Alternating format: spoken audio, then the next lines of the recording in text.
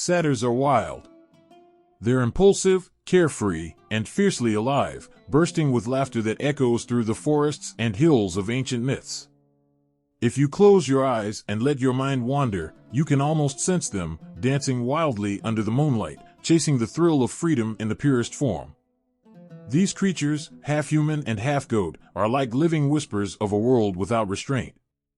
They come from Roman mythology but stretch even further back, originating in Greek tales. Yet in each story, whether Greek or Roman, satyrs pulse with an untamed energy that refuses to be tamed or forgotten. In Greek mythology, satyrs are associated with Dionysus, the god of wine, fertility, and ecstatic revelry.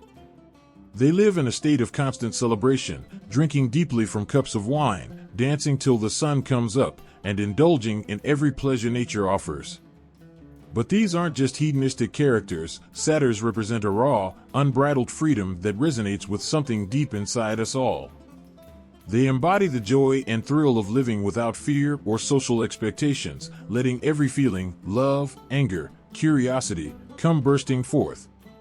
It's a kind of freedom that's as terrifying as it is thrilling, and it's this unfiltered existence that makes satyrs both fascinating and, at times, unsettling. When the stories of satyrs moved from Greece to Rome, they didn't lose this wild edge, but they began to shift and change. The Romans were captivated by these strange beings, but they made the satyrs into something slightly different. In Rome, satyrs became more complex. They were not only wild companions of Bacchus, the Roman counterpart of Dionysus, but also took on a symbolic role. They represented the tension between human civilization and the natural world, between control and freedom. For the Romans, satyrs were a reminder of the things people tried to hide away in polite society: lust, spontaneity, and the call of the natural world that can't be ignored. The appearance of satyrs is unforgettable. They stand on two strong legs, but those legs end in cloven hooves. Their bodies are a strange but enchanting mixture of human and goat, with horns crowning their heads and a thick, coarse tail that whips around as they move. Their eyes are intense, sometimes playful, sometimes challenging, but always alive. They wear smiles that hint at mischief and hearts that beat with a wild rhythm. Everything about them, the way they move, the way they look, the laughter that rises from their throats, speaks of a life without fear or boundaries. They are the embodiment of everything unpredictable, and that makes them almost magnetic. In Roman culture, satyrs held a unique place as symbols of both celebration and caution. They showed people what it looked like to live without rules, to let instinct and passion guide every action. But in doing so, they also reminded people of the dangers that come with abandoning control. Satyrs were often depicted as the carefree followers of Bacchus, dancing and playing pipes in vineyards or forest clearings, far from the order and structure of Roman cities.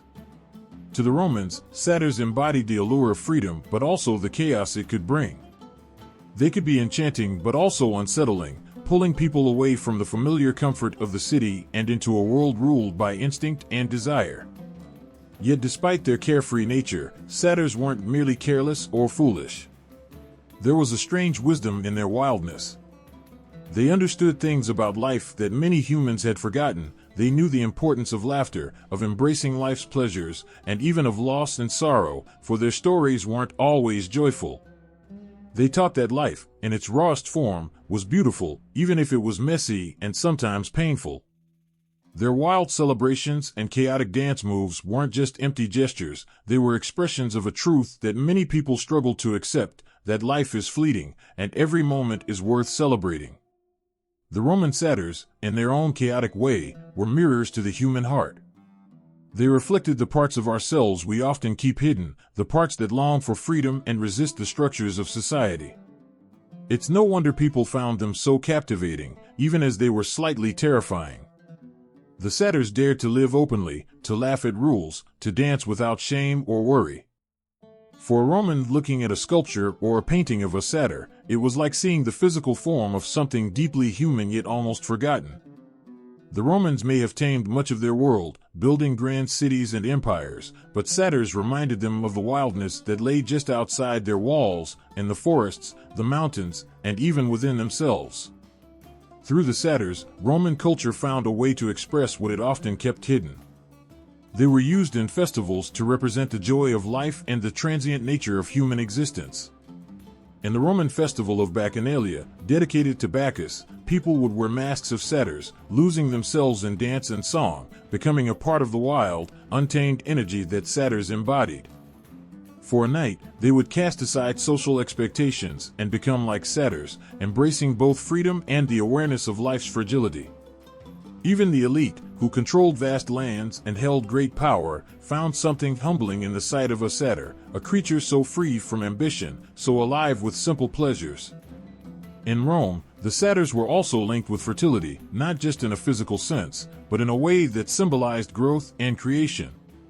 They embodied the natural cycle of life, with all its joys and sorrows, triumphs and losses. Satyrs played a role in agricultural rituals, where people prayed for abundant harvests and healthy crops. Farmers, deeply connected to the earth and its cycles, saw in satyrs a reflection of the same untamed energy that brought plants to bloom and fields to life. The satyrs, wild as they were, became symbols of life itself, of its beauty and fragility, and of the way it must be nurtured with both respect and a bit of reckless abandon. Over time, satyrs became an enduring symbol in Roman art, literature, and tradition.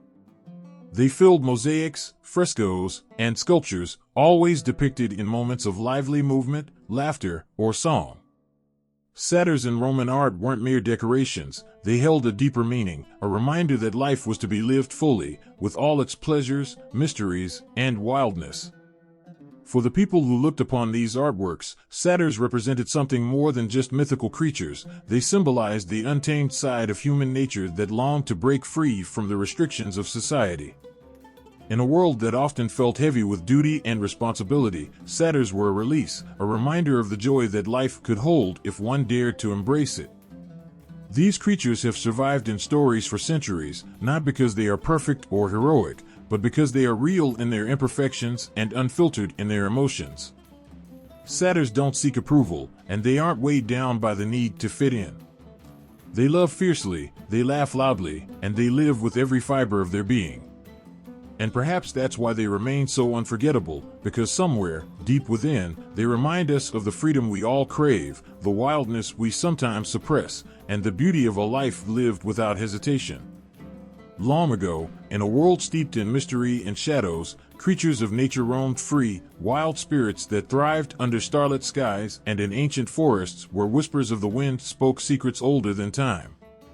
These beings were more than animal, more than human. They were something altogether magical, both familiar and strange. From this realm, the satyrs were born. Satyrs were not merely figments of imagination or simple characters within myth, they were pulses of life itself, bound to the raw energy of the earth. Unlike other mythical beings, they weren't shaped to be heroes or gods.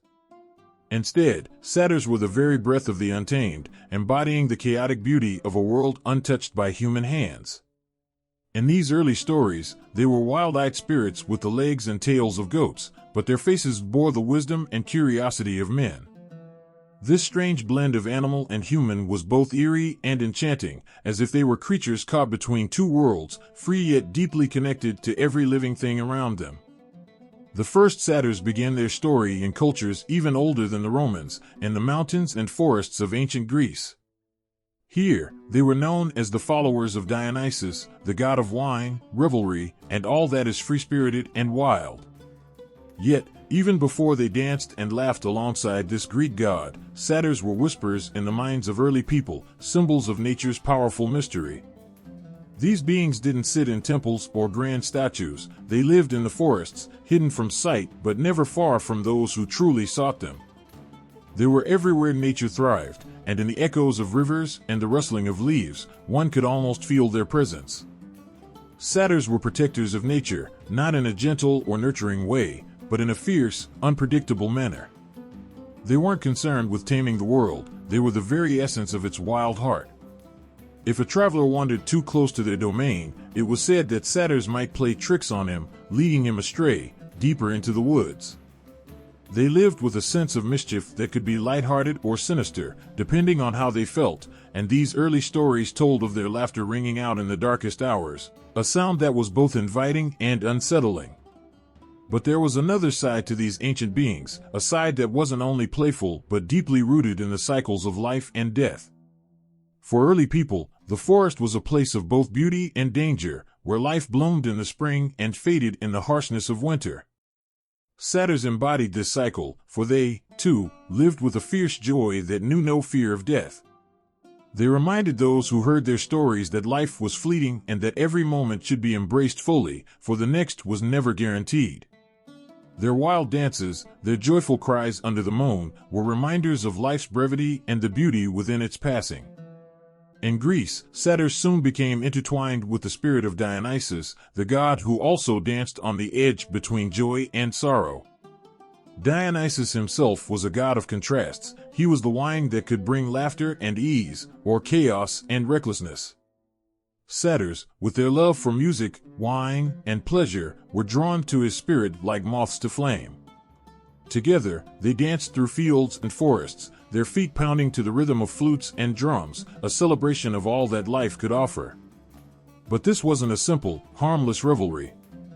Their dances had an edge to them, a wildness that hinted at something darker, something that humans could feel but rarely understood. As more people heard of these stories, satyrs began to take shape not just as spirits of the earth, but as symbols of desire and freedom. They represented the parts of life that were messy, that couldn't be neatly organized or controlled.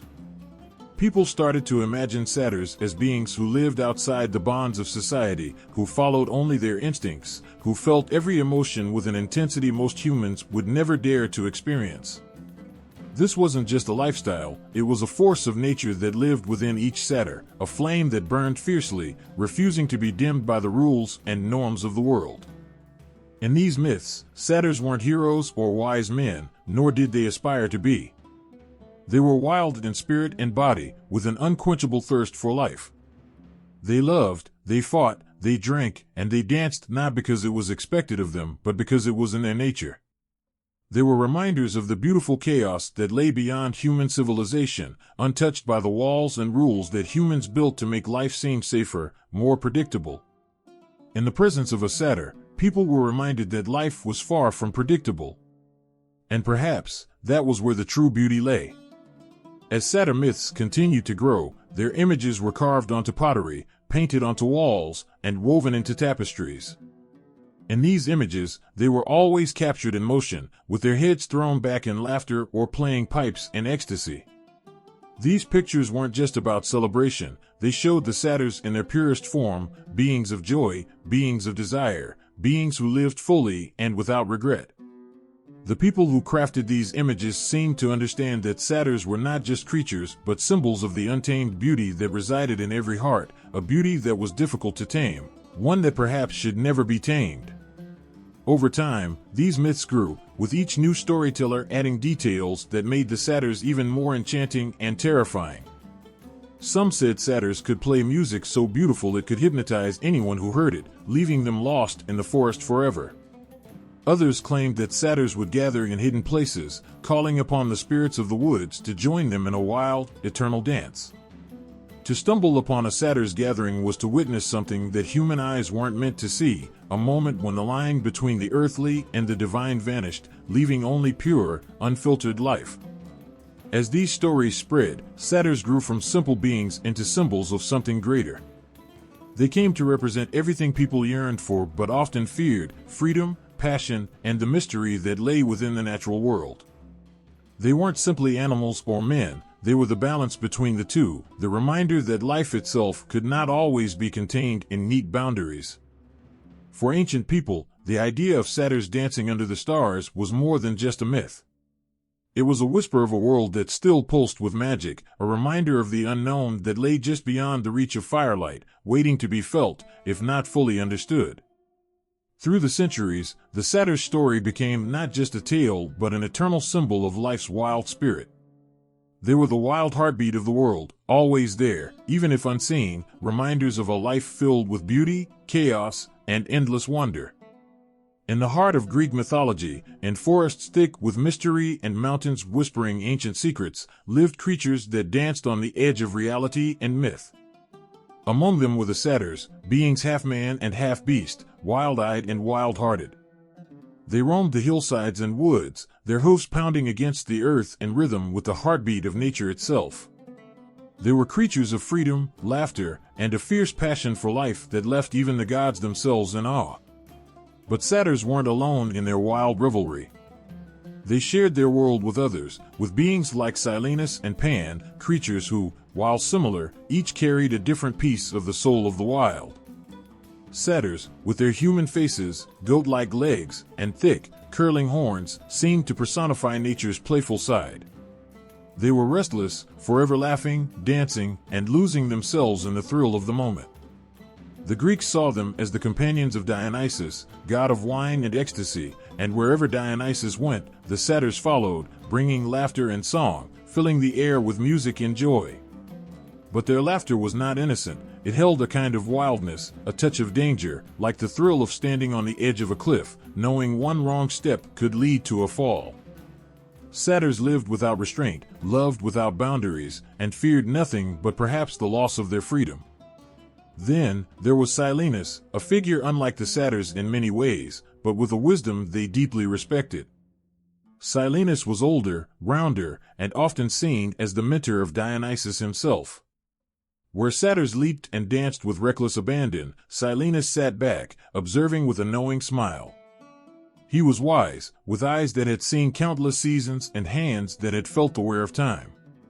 When he spoke, even the satyrs, who usually listened to no one, stopped in their tracks to hear him. They saw him as a guide, an elder who understood life's joys and sorrows in ways that the younger, wilder satyrs could not. Silenus was like the grounding force in their chaotic world, a reminder that even in the wildest moments, there was wisdom to be found. Silenus often shared stories with the satyrs, tales of love and loss, of battles fought and won, of lives lived fully and without regret. His stories captivated them because they were filled with the same raw energy that pulsed through the satyr's veins. He would sit under a tree, his belly full of wine, his voice echoing with the weight of years, and the satyrs would gather around, their wild eyes softened, their laughter stilled. He was a father to them in spirit, a gentle reminder that even they, creatures of the wild, had roots and a past that mattered. Silenus taught the satyrs that there was more to life than the thrill of the moment, that sometimes there was beauty in remembering, in cherishing memories, in looking back with a smile. And then there was Pan, the god who was so much like the satyrs that many believed he was one of them. Pan, too, had the legs of a goat, the horns on his head, and a love for the wild that made him kin to the satyrs.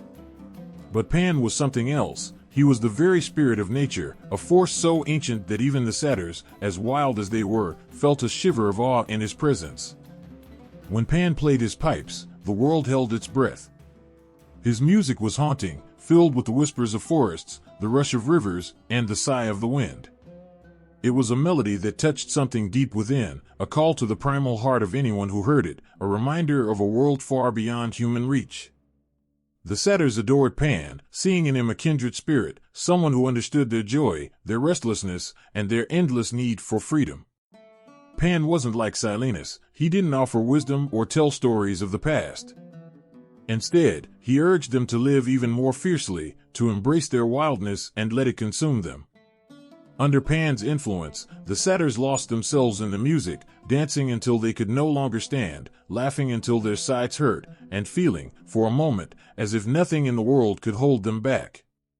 To be with Pan was to be at one with nature itself, to feel the pulse of the earth in every heartbeat and to let it take you wherever it pleased.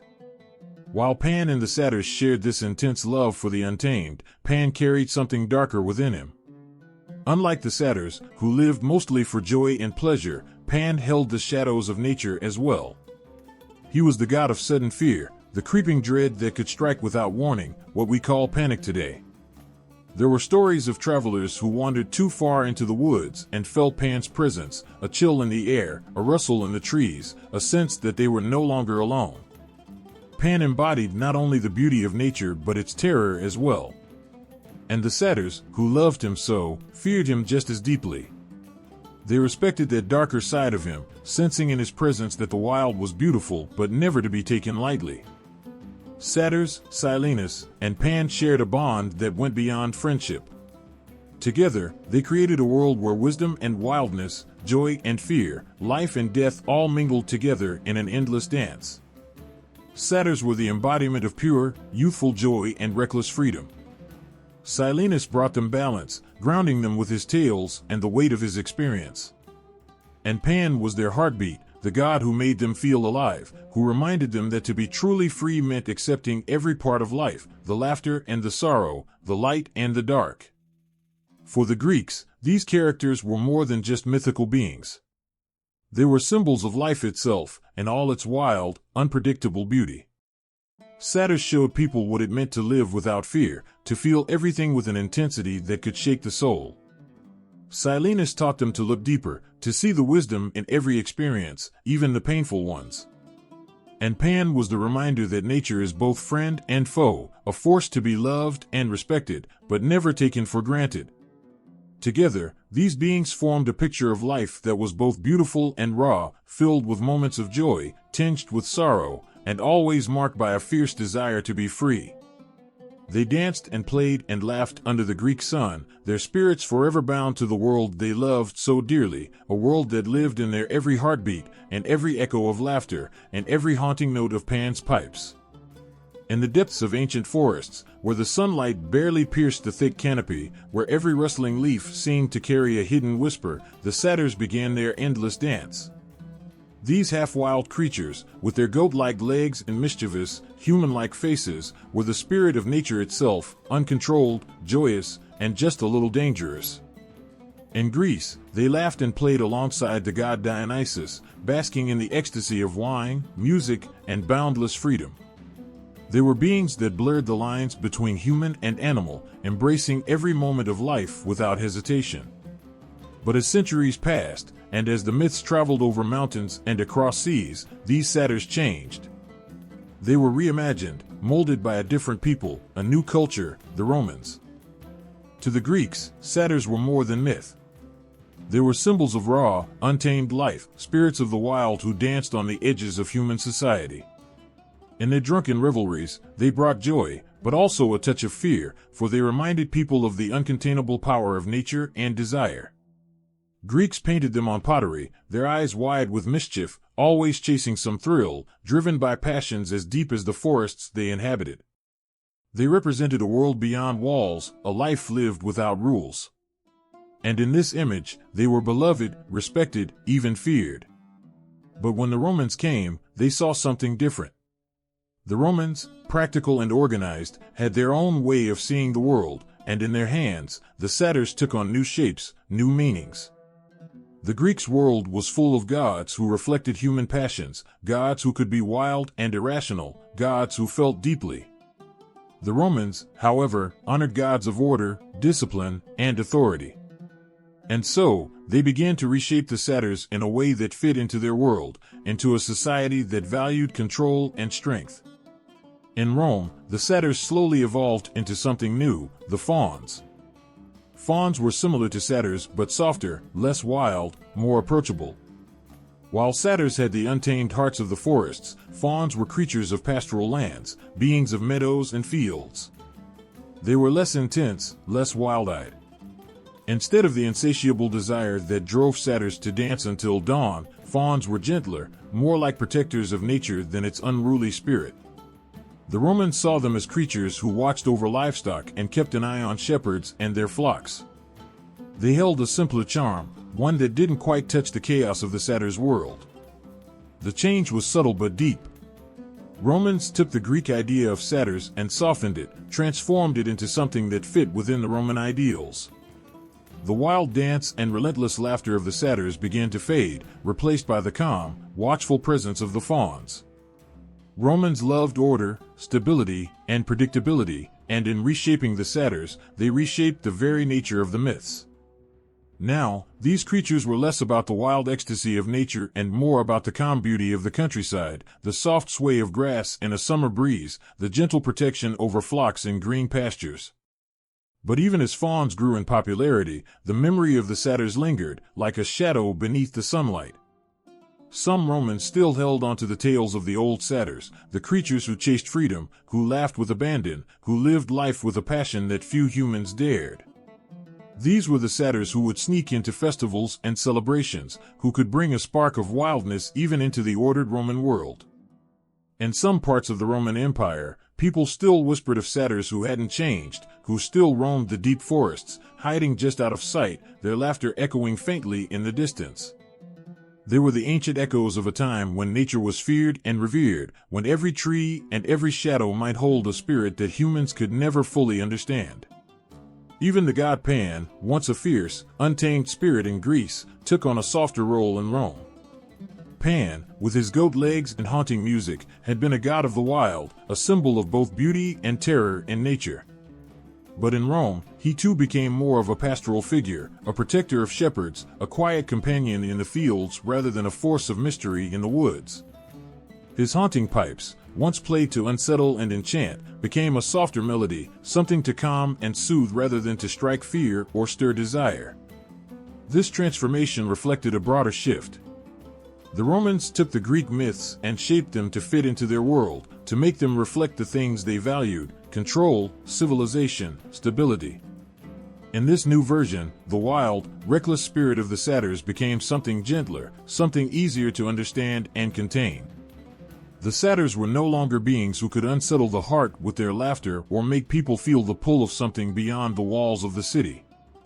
They were softened, made into guardians of fields, spirits who watched over the land, their wildness tamed by the Roman touch.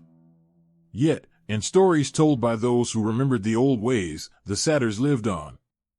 In the flickering light of a fire, in the hush of the night, some would speak of the satyrs as they once were, beings of laughter, beings of chaos, beings who defied the limits of human society. These were not the gentle fauns of Roman pastoral scenes, they were the satyrs of Greece, beings who knew only the thrill of life and the call of the wild. And in these stories, they were still the same as they had always been, still dancing, still laughing, still living a life untouched by rules or walls. For some, the satyrs were a reminder of something that had been lost, a connection to a world that the Romans, with all their power, couldn't fully understand. The satyrs were the embodiment of freedom, of a life lived without fear, and even in their changed forms, even as fauns, a hint of that wildness remained. The memory of the old satyrs lingered, like a heartbeat, faint but unending, beneath the calm surface of Roman myth. And perhaps, in that small way, they lived on, reminders of a world that was wild, beautiful, and free. When the sun began to set over ancient Rome, casting its warm, golden light over temples and statues, the atmosphere would start to shift. Whispers filled the air, murmurs of anticipation, of something mysterious and just out of reach. Among the Roman people, there was a belief that as daylight faded, the world of the gods and the spirits began to stir, and with it, the mischievous, watchful gaze of the satyrs. To the Romans, satyrs were more than folklore, they were woven into the rhythm of their lives, part of the spiritual pulse that ran beneath the stone and marble of their city. These half-man, half-goat figures were known for their love of wine, music, and untamed nature. But within Roman society, they became something even deeper. While the satyrs still carried that hint of mystery and mischief, they also took on a role in the sacred traditions of the people, a bridge to a world of spirituality, ritual, and divine connection. They were reminders of life's rawness, of a passion that didn't need to be tamed. Roman festivals were lavish, vibrant, and often filled with symbolic rituals, and satyrs had their place in these sacred gatherings. During the Bacchanalia, a celebration of Bacchus, the god of wine and ecstasy, satyrs became almost mythical figures in the eyes of those who celebrated. The Bacchanalia was a night where inhibitions were cast aside, where wine flowed as freely as laughter, and people danced in ways they never would under the sun. It was here, in this charged atmosphere, that satyrs found a role beyond myth. They became a symbol, an invitation to lose oneself in the music, to let go of the rigid order of everyday life and surrender to the beauty of pure, unrestrained joy. People would wear masks and costumes, taking on the guise of satyrs themselves, hoping to channel their carefree spirit. As they laughed and danced, they felt a bond with these creatures, a kinship, a shared understanding of what it meant to feel alive. In those moments, the line between human and satyr blurred, as if the two worlds merged, if only for a night. The Satyrs, unseen yet felt, became the silent partners in these celebrations, inspiring the people to live with wild hearts and free spirits, if only for a few precious hours. Yet, not all of the Satyrs' influence was so light-hearted. The Romans, like the Greeks before them, recognized the dual nature of the Satyr's energy, joyful and untamed, yes, but also dangerous. They understood that the same wildness that brought laughter could also unleash fear and chaos. In certain rituals, people would make offerings to the spirits of nature, honoring not only the beauty of life, but also its unpredictability. Satyrs, in a way, embodied both of these aspects. Offerings of wine, bread, and sometimes meat were left at the edges of forests, small tributes to the creatures who roamed there, unseen guardians of the land. It was a gesture of respect, an acknowledgement that the wild had its place, and that even the mightiest civilization was still humbled by nature's power. During Lupercalia, an ancient festival celebrated in mid-February, the Romans would invoke the spirit of Faunus, the rustic god of the forest, who was often depicted alongside satyrs. The festival was a celebration of fertility and purification, an ancient rite meant to usher in the growth of spring. Young men, dressed as wolves or goats, would run through the streets, laughing and playfully striking people with strips of goat hide, believed to bring good luck and fertility.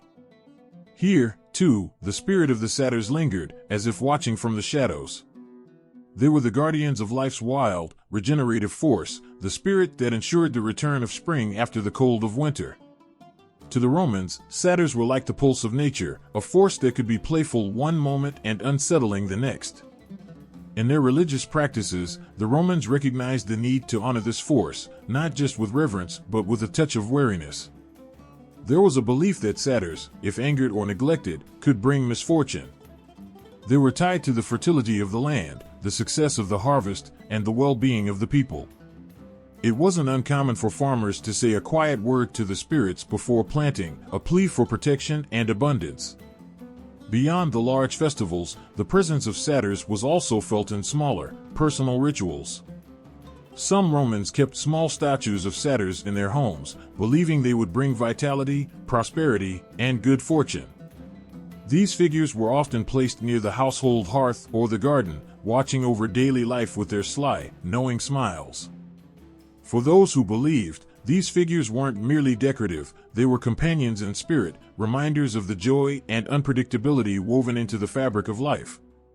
Even within temples, symbols of satyrs could be found, subtly reminding the worshippers that the divine was not just a distant, orderly force. Satyrs were there to say that the gods themselves had wildness in them, that to truly honor them meant to embrace all of life's sides, the passion, the chaos, the beauty, and the laughter. Priests and priestesses, in their rituals, would pour wine and speak words of praise to Bacchus, Pan, and Faunus, acknowledging that the wild had its rightful place within their hearts and their society. In Rome, where order and power reigned supreme, the satyrs represented a crucial piece of the puzzle. They were a reminder to the people, even to emperors and senators, that life was not only about control and strength. There was beauty in release, in laughter, in giving oneself to the uncharted and the unknown. Satyrs, with their wild eyes and their knowing smiles, were always there, hidden in the myths, woven into the rituals, lingering in the laughter that filled the city streets during festivals.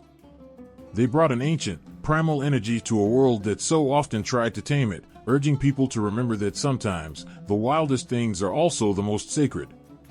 As night fell and the fires burned low, and as the last notes of music faded into silence, the presence of the satyrs lingered.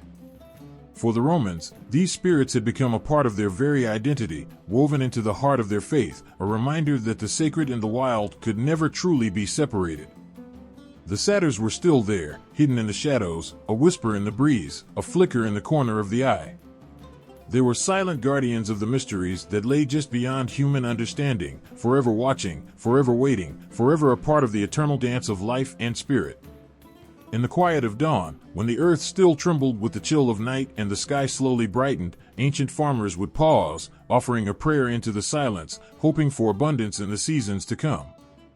In these early hours, they would ask for protection, for blessings from the spirits who watched over the soil and the seeds. Among these spirits, they believed, were the Satyrs, wild, laughing creatures with knowing eyes, guardians of the fields, whose connection to fertility was woven into every furrow and every stalk of grain. The Satyrs were thought to be protectors of life's essence. They were tied to the cycles of growth and renewal, to the mystery of how a single seed could transform into a bountiful crop. Farmers knew that the Satyrs were no ordinary creatures. They embodied the soul of the earth itself, an unpredictable force that could bring both blessings and chaos. The Satyrs, with their untamed energy and deep connection to nature, were thought to stir the very ground, filling it with life and warmth so that seeds could grow, fruits could ripen, and the land could thrive.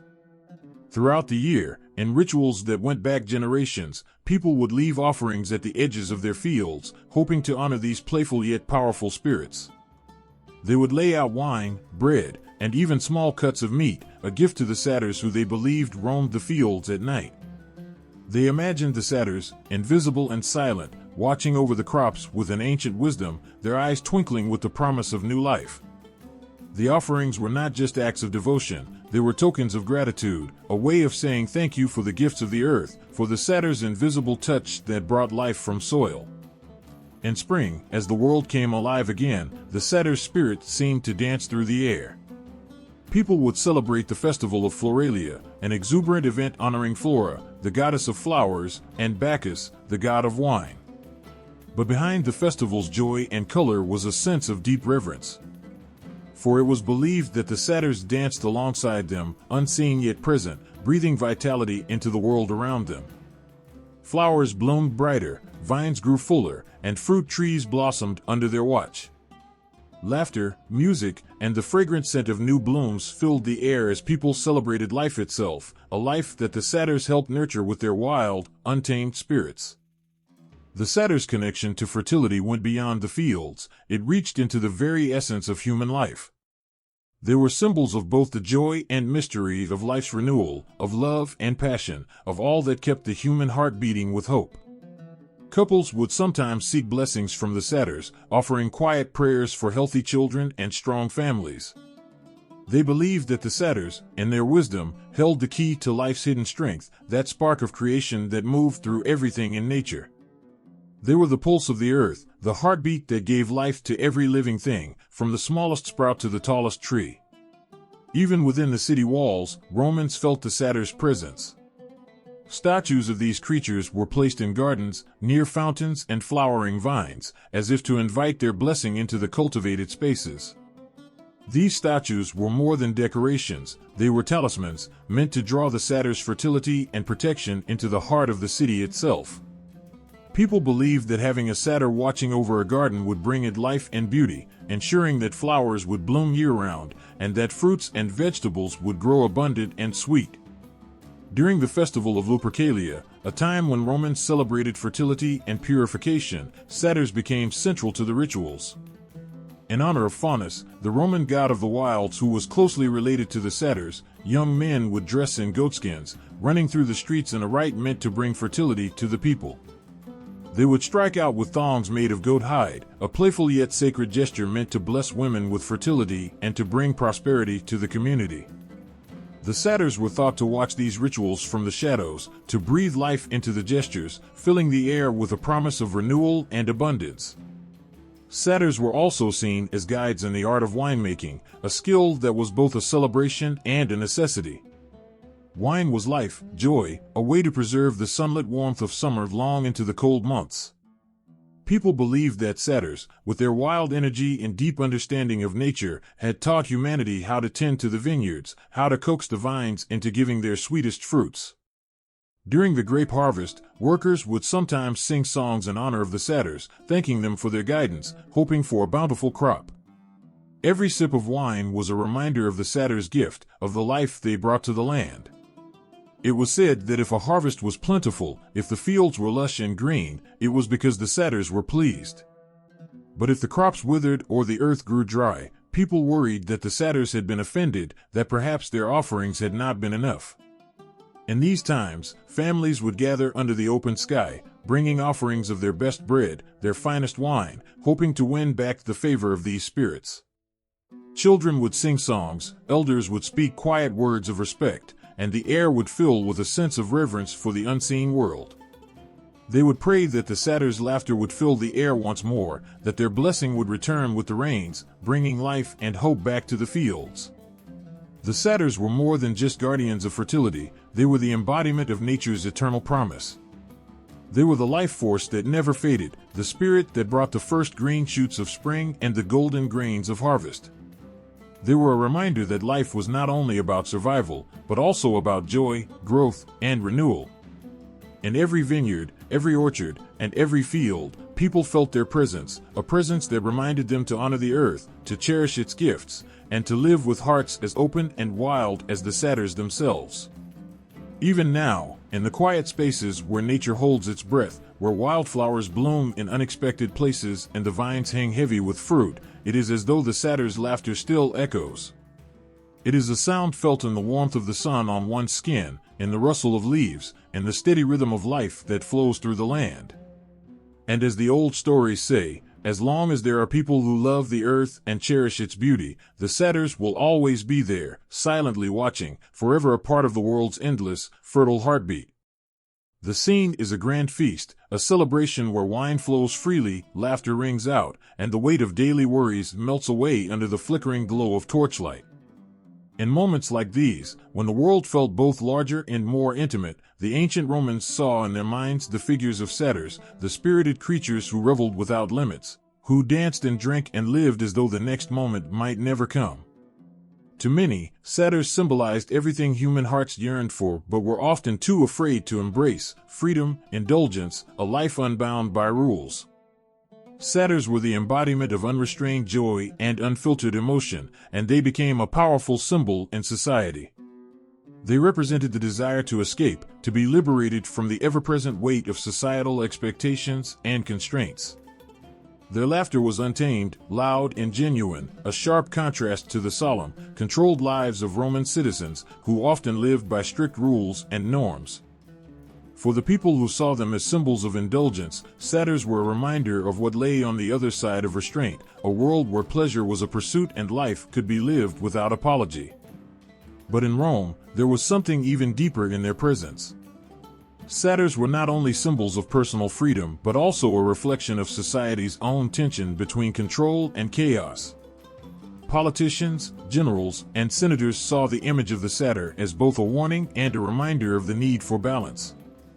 The wild freedom that satyrs enjoyed was enviable, yet dangerous. It represented the allure of letting go, but also the fear of losing control. In a society built on order and discipline, the satyr's love for revelry was both seductive and unsettling.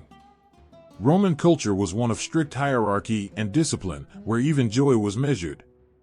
To a Roman politician, the satyr was a symbol of the risks of indulgence, a reminder that surrendering to one's desires could erode the structures of power and order. It's why festivals like the Bacchanalia, celebrations of Bacchus, where revelers often invoked the spirit of the satyr, were so carefully monitored by authorities.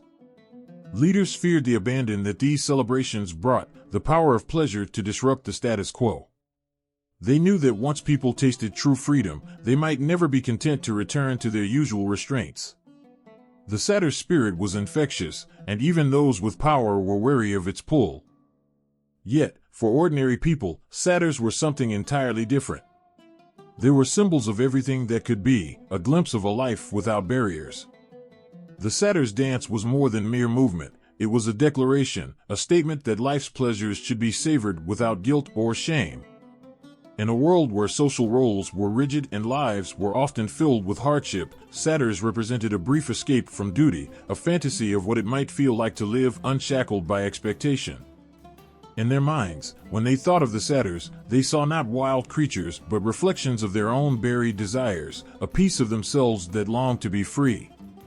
For many, the stories of satyrs were also a way of coping with the parts of human nature that society frowned upon. In Rome, where reputation and self-control were prized, the satyr allowed people to confront the aspects of themselves that were impulsive, emotional, even selfish. To the Romans, satyrs were both an indulgence and a mirror, a way to face their own hidden cravings and impulses without shame. When they listened to the tales of satyrs indulging in wine, laughter, and mischief, they saw glimpses of themselves, of the parts they had to hide behind stoic faces and reserved manners. In Roman art, satyrs were often depicted in scenes of revelry, with flushed cheeks, eyes bright with mirth, as though they could barely contain their joy. These images, alive with color and movement, were not just illustrations, they were symbols of what society allowed itself only in small doses. As people passed these images in temples, theaters, and homes, they were confronted with a question: what did it mean to live fully? Satyrs didn't ask for permission to laugh or to love, they simply did. And in that way, they were a powerful reminder that sometimes life's greatest joys come from moments unplanned and unscripted. But perhaps one of the satyrs' most poignant symbols was their ability to show that true joy came not just from indulgence but from being true to oneself. They were creatures of impulse, creatures who did not conform to the standards set by society. Their value did not lie in their achievements or their reputation, it lay in their zest for life and the way they reveled in the world around them. To the Romans, who lived in a society of strict social divisions, this was both thrilling and unsettling. The satyrs lived as equals, free from the hierarchy that dictated every Roman's place in society. When people heard tales of satyrs dancing and laughing with gods, mortals, and spirits alike, they were reminded of a world where joy was the great equalizer, where all beings were connected by their shared love for life. For those who dared to embrace this spirit, satyrs became personal symbols of rebellion, a reminder that to indulge was to honor the fullness of one's own humanity. Some artists, poets, and musicians even used the satyr in their work to challenge societal norms, to argue that beauty lay not only in restraint but also in release. In their songs and paintings, they captured the satyr's freedom, their unapologetic joy, as a silent protest against a world that often told people to hide their desires and tame their dreams. At the end of a day filled with duties and discipline, as the city streets emptied and the stars appeared, perhaps the Roman people found themselves thinking of the satyrs, those guardians of laughter, those timeless souls who lived without regret. They were more than myth, they were symbols of all that was possible in life if one could let go of fear, of judgment, of rules. And in the quiet moments, when no one was watching, perhaps some felt a pull within their own hearts, a whisper telling them to live a little braver, to laugh a little louder, and to hold close to the wildness they, too, carried inside. The satyrs, with their laughter and freedom, became silent guides for those who dared to seek out life's joys, and in this way, they left their mark, not just on myth, but on the very soul of Rome itself. They were more than figures of indulgence, they were the beating heart of every person's truest self, the part that yearned not only to exist, but to live. Under the twilight of ancient Rome, when city squares grew quiet and the glow of oil lamps flickered along stone streets, there were moments where poetry would fill the air like a gentle song. In these verses, satyrs would come to life once more, woven into words that celebrated both the beauty and wildness of existence. Poets like Horace and Ovid didn't just write about satyrs, they called upon them, as if by saying their names and painting them in poetry, they could bring these spirits closer, breathing life into a world that felt all too restrained by rules and order. Horace, with his gift for capturing life's fleeting joys, would often slip a satyr or two into his verses. He understood that the satyr was not just a mythical creature, it was a mirror to the human soul, a glimpse into the parts of ourselves we often try to tame. Horace's words brought satyrs to life as reminders of laughter, of indulgence, of every moment that demanded to be seized before it slipped away. His poetry became a celebration of life's immediacy, each satyr a spirit of pleasure and freedom. In his verses, one could feel the spark of joy, the abandon that satyrs lived by, the reminder that to truly live meant to let go of fear and embrace the beauty of the present. Ovid, known for his vivid, transformative tales, often portrayed satyrs in a way that blended magic with the flesh and blood essence of life. In his Metamorphoses, he brought the satyrs to life as beings who, though wild and mythical, were deeply human in their desires and struggles. To Ovid, satyrs were not distant creatures of myth, but were as close as the person next to you, as real as one's own heartbeat. He told of satyrs who loved deeply, who laughed and danced under the same sky, whose stories were just as filled with longing and heartbreak as any humans. Ovid's satyrs, in their revelry and sorrow, and their fleeting loves and enduring passions, were an invitation to see humanity reflected in myth, to understand that even the wildest creatures longed for connection. In the theaters, satyrs danced upon the stages and performances that filled the city's air with laughter and applause. Roman drama brought satyrs into view not as fearsome creatures, but as beings who held a sense of humor about life's absurdities, who reminded people that life itself was a play, a stage upon which everyone danced to a song as wild as any satyrs. In comedies, they were brought to life as mischievous figures, ones who poked fun at human folly, who made light of the very rules and norms that society held sacred. The actors, painted and adorned to resemble these ancient creatures, would let themselves go, playing out scenes that were both hilarious and insightful, scenes that questioned the boundaries between propriety and pleasure. Audiences found themselves captivated, not only by the humor but by the freedom that the satyrs represented. They were reminders that laughter could be a form of resistance, a way to break free from life's rigid constraints. In the presence of a satyr's antics, people saw their own lives through a different lens, one that didn't take itself too seriously, that allowed for a moment to laugh at one's own mistakes and let go of the endless struggle for control.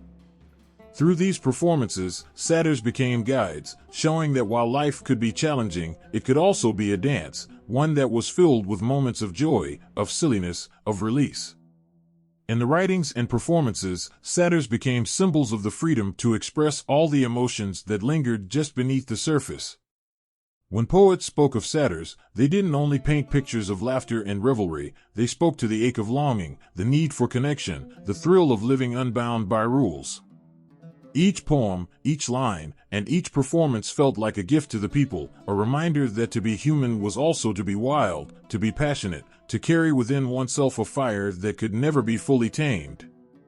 As people recited the words of Horace, as they held Ovid's verses close to their hearts, they felt that spirit rise within them, the sense that somewhere, just out of sight, the satyrs danced and watched, urging them to take part in life with everything they had. It was in these words, in these moments, that the satyrs lived on, carrying forward their message of joy, of resilience, of a life lived fully and unapologetically. And in this way, through poetry and performance, the satyrs became part of Rome itself, forever entwined with the laughter, the sorrow, and the beauty that makes us human. In the world of literature, the myth of the satyr lingers like the echo of laughter, carrying with it a wildness that's both captivating and haunting. The satyr, the half-man, half-beast who lived freely and danced with abandon, found a way to slip into stories across generations, leaving footprints in the words of poets, novelists, and playwrights long after the Roman Empire had faded. This creature, with its earthy laugh and untamed heart, would become a symbol not just of revelry, but of everything that makes us human, the joy, the longing, the desire to live fully, without constraint. In later literature, satyrs became more than mythical beings, they were reflections of human souls yearning to break free. Writers saw in these creatures the duality that lives in every heart, the part that longs for love and connection, and the part that aches for solitude and freedom. In Elizabethan poetry, writers like Edmund Spenser and even William Shakespeare called upon the spirit of the satyr to add a touch of magic and mystery to their tales. They recognized that the satyr, in all its wildness, carried within it a spark of truth, a reminder that life isn't only about rules or propriety but about savoring the sweetness of each fleeting moment. The satyr's influence runs deep in Shakespeare's work, where characters who step out of society's bounds are often painted with traits that echo the mythical creature's spirit. In A Midsummer Night's Dream, the forests are filled with creatures who dance and play in ways reminiscent of satyrs, beings who remind us that life's true beauty lies outside the walls of rigid control. Puck, the mischievous fairy, seems to carry the same spark of rebellion and whimsy, a figure who, like the satyrs, shows that laughter and joy can be as transformative as love itself. In Spenser's The Fairy Queen, too, satyrs appear, revealing not only their playful nature but their surprising tenderness. Here, they're not only symbols of freedom but of connection to the natural world, a link between humans and the earth, teaching readers that there is a sacredness in laughter, in joy, and being part of nature's dance. These portrayals brought satyrs into the hearts of readers who found in these tales a glimpse of a life not bound by social constraints but led by the rhythms of the heart. Centuries later, Romantic poets would breathe life into the spirit of the satyr once more, embracing its wild freedom as they sought to capture human emotion in its rawest, most beautiful form. Figures like John Keats and Percy Bysshe Shelley were drawn to the satyr's essence, their verses singing of landscapes where myths and humanity danced together, of a world where one could laugh and love without reserve. In their works, the satyr became a symbol of unbridled passion, of life experienced at its most intense, of a heart that knows the beauty of vulnerability. They saw in the satyr's laughter a truth that resonated deeply, that to live is to be both brave and wild, to love with abandon, to find joy in the simple fact of being alive. Even in Gothic literature, the satyr's shadow loomed, finding a place in tales that embraced the mysterious and the unknown. In works like those of Mary Shelley or Lord Byron, the satyr's spirit appeared in characters who dared to defy societal expectations, who, like the satyr, lived on the edges of what was known and accepted. They stood as reminders of the complexity of the human soul, of the dance between darkness and light, restraint and freedom, love and solitude. For these writers, the satyr was a reflection of all that is contradictory within us, a creature that could inspire both awe and fear, love and longing. As time went on, the satyr transformed again, finding a place in modern novels and stories where themes of identity, freedom, and self-acceptance took center stage. Authors like C.S. Lewis and J.R.R. Tolkien, who both drew from classical mythology, created characters and landscapes that carried the satyr's spirit forward into the 20th century. In Lewis's Chronicles of Narnia, creatures like Mr. Tumnus embody the satyr's warmth, mystery, and dual nature, a being who is both tender and fierce, who, like the satyrs of old, bridges the human and the mythical. Such characters speak to the hearts of readers, who recognize in them a longing to return to the simple joys of life, to reconnect with a world that feels pure and untouched. And in the poetry of the 20th century, the satyr would again find a voice, echoing in lines that speak to the freedom to live authentically.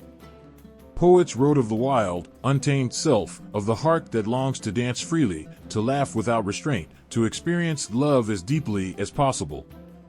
The satyr, in all its forms, became a symbol of resilience, a reminder that no matter how society changes, there will always be a part of humanity that longs for the same simple things: joy, love, and freedom. Through all these years, the satyr has lived on, not merely as a mythical figure, but as a symbol of everything that makes us alive. It's in the laughter of a child, the thrill of dancing, the courage to love without fear. In every story, every poem, and every whispered legend, the satyr's spirit lingers, inviting each of us to live with a little more joy, a little more passion, and a heart as free as theirs. In the ancient world, where walls and floors told stories, satyrs came to life, not in words, but in stone, paint, and tile. Artists shaped them with hands that understood laughter, the gentle curve of a smile, the way joy can live in a gaze. Sculptors, painters, and mosaic artists captured satyrs as if they were close friends, beings who held secrets of a life unburdened, a life driven by music, dance, and the freedom to simply be. In the art of ancient Greece and Rome, satyrs became more than myth. They were carved, painted, and pieced together with such love that one could almost feel their laughter echo from centuries past. In the cool stone of marble, sculptors brought satyrs to life with astonishing detail. You can almost sense the warmth of their rough, human-like skin and the wildness in their half-smiling lips. Often, these sculptures show satyrs mid-laugh or caught in a dance, bodies leaning forward, ready to leap into the next moment with pure, unrestrained joy. Their bodies, robust and muscular, show them alive in ways that mere words could never capture. Eyes that seem almost alive look at the viewer, as if inviting them to set aside worries and join them in a world of lightness.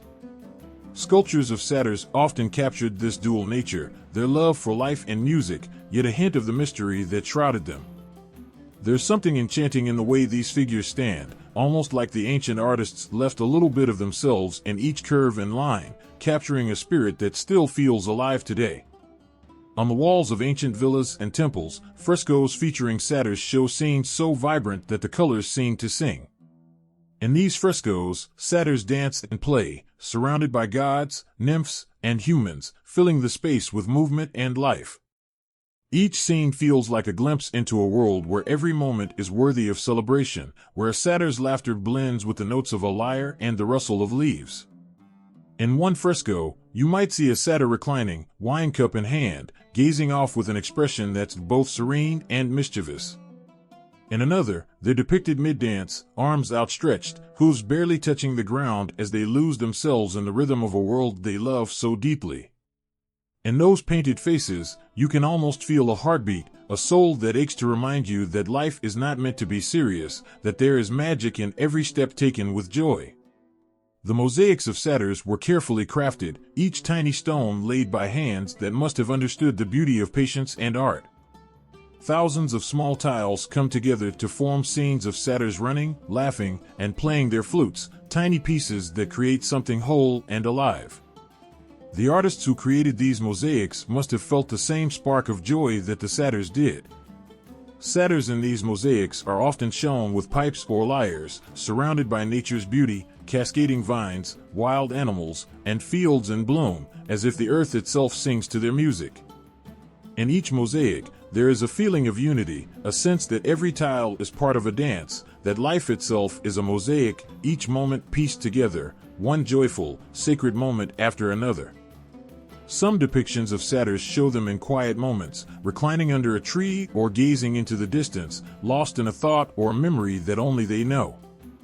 These works show a side of satyrs that few might imagine, a softer, almost pensive nature, a reminder that even those who laugh the loudest feel deeply. It's as if the artists who created them wanted us to know that even the wildest spirits have their moments of stillness, moments when they too look to the horizon and wonder about life, love, and the mysteries that bind us all. The touch of the artist on the canvas or stone feels almost reverent, a love letter to these creatures who remind us of everything beautiful and unrestrained in life. These ancient depictions of satyrs are not just art, they're fragments of a world that cherished laughter, that knew the value of a dance, the importance of a song, the joy of letting loose in a moment of pure, unadulterated happiness. They show us that the people who created them wanted the same things we all do: connection, joy, a sense of being alive. And through these images, they kept the spirit of the satyr alive, an eternal reminder to every viewer, across time, to live with a little more joy, a little more freedom, and a heart as untamed as the satyr's own. In the heart of ancient Roman life, pottery was more than a mere vessel. It was a canvas, a storyteller, and a companion in daily rituals. Each piece, carefully crafted by skilled hands, carried images that could bring a smile or spark a memory. Among these vibrant illustrations, the figure of the satyr stood out, a symbol of joy, revelry, and the wild spirit of nature. The satyr's presence on pottery reveals not only artistic expression but also an intimate connection to the life and values of those who created and used these pieces. As you gaze upon a beautifully painted bowl or an intricately designed wine jug, you are often greeted by the familiar forms of satyrs, their joyous faces, and mischievous grins dancing across the surfaces. These figures, with their goat-like legs and human features, were more than just decorations. They brought life to the everyday objects that held food and drink. A simple amphora, used to store wine, might be adorned with a playful satyr, perhaps playing a flute or leading a dance. The vibrant colors and dynamic poses breathe life into the pottery, inviting the viewer to join in the merriment that the satyr embodies.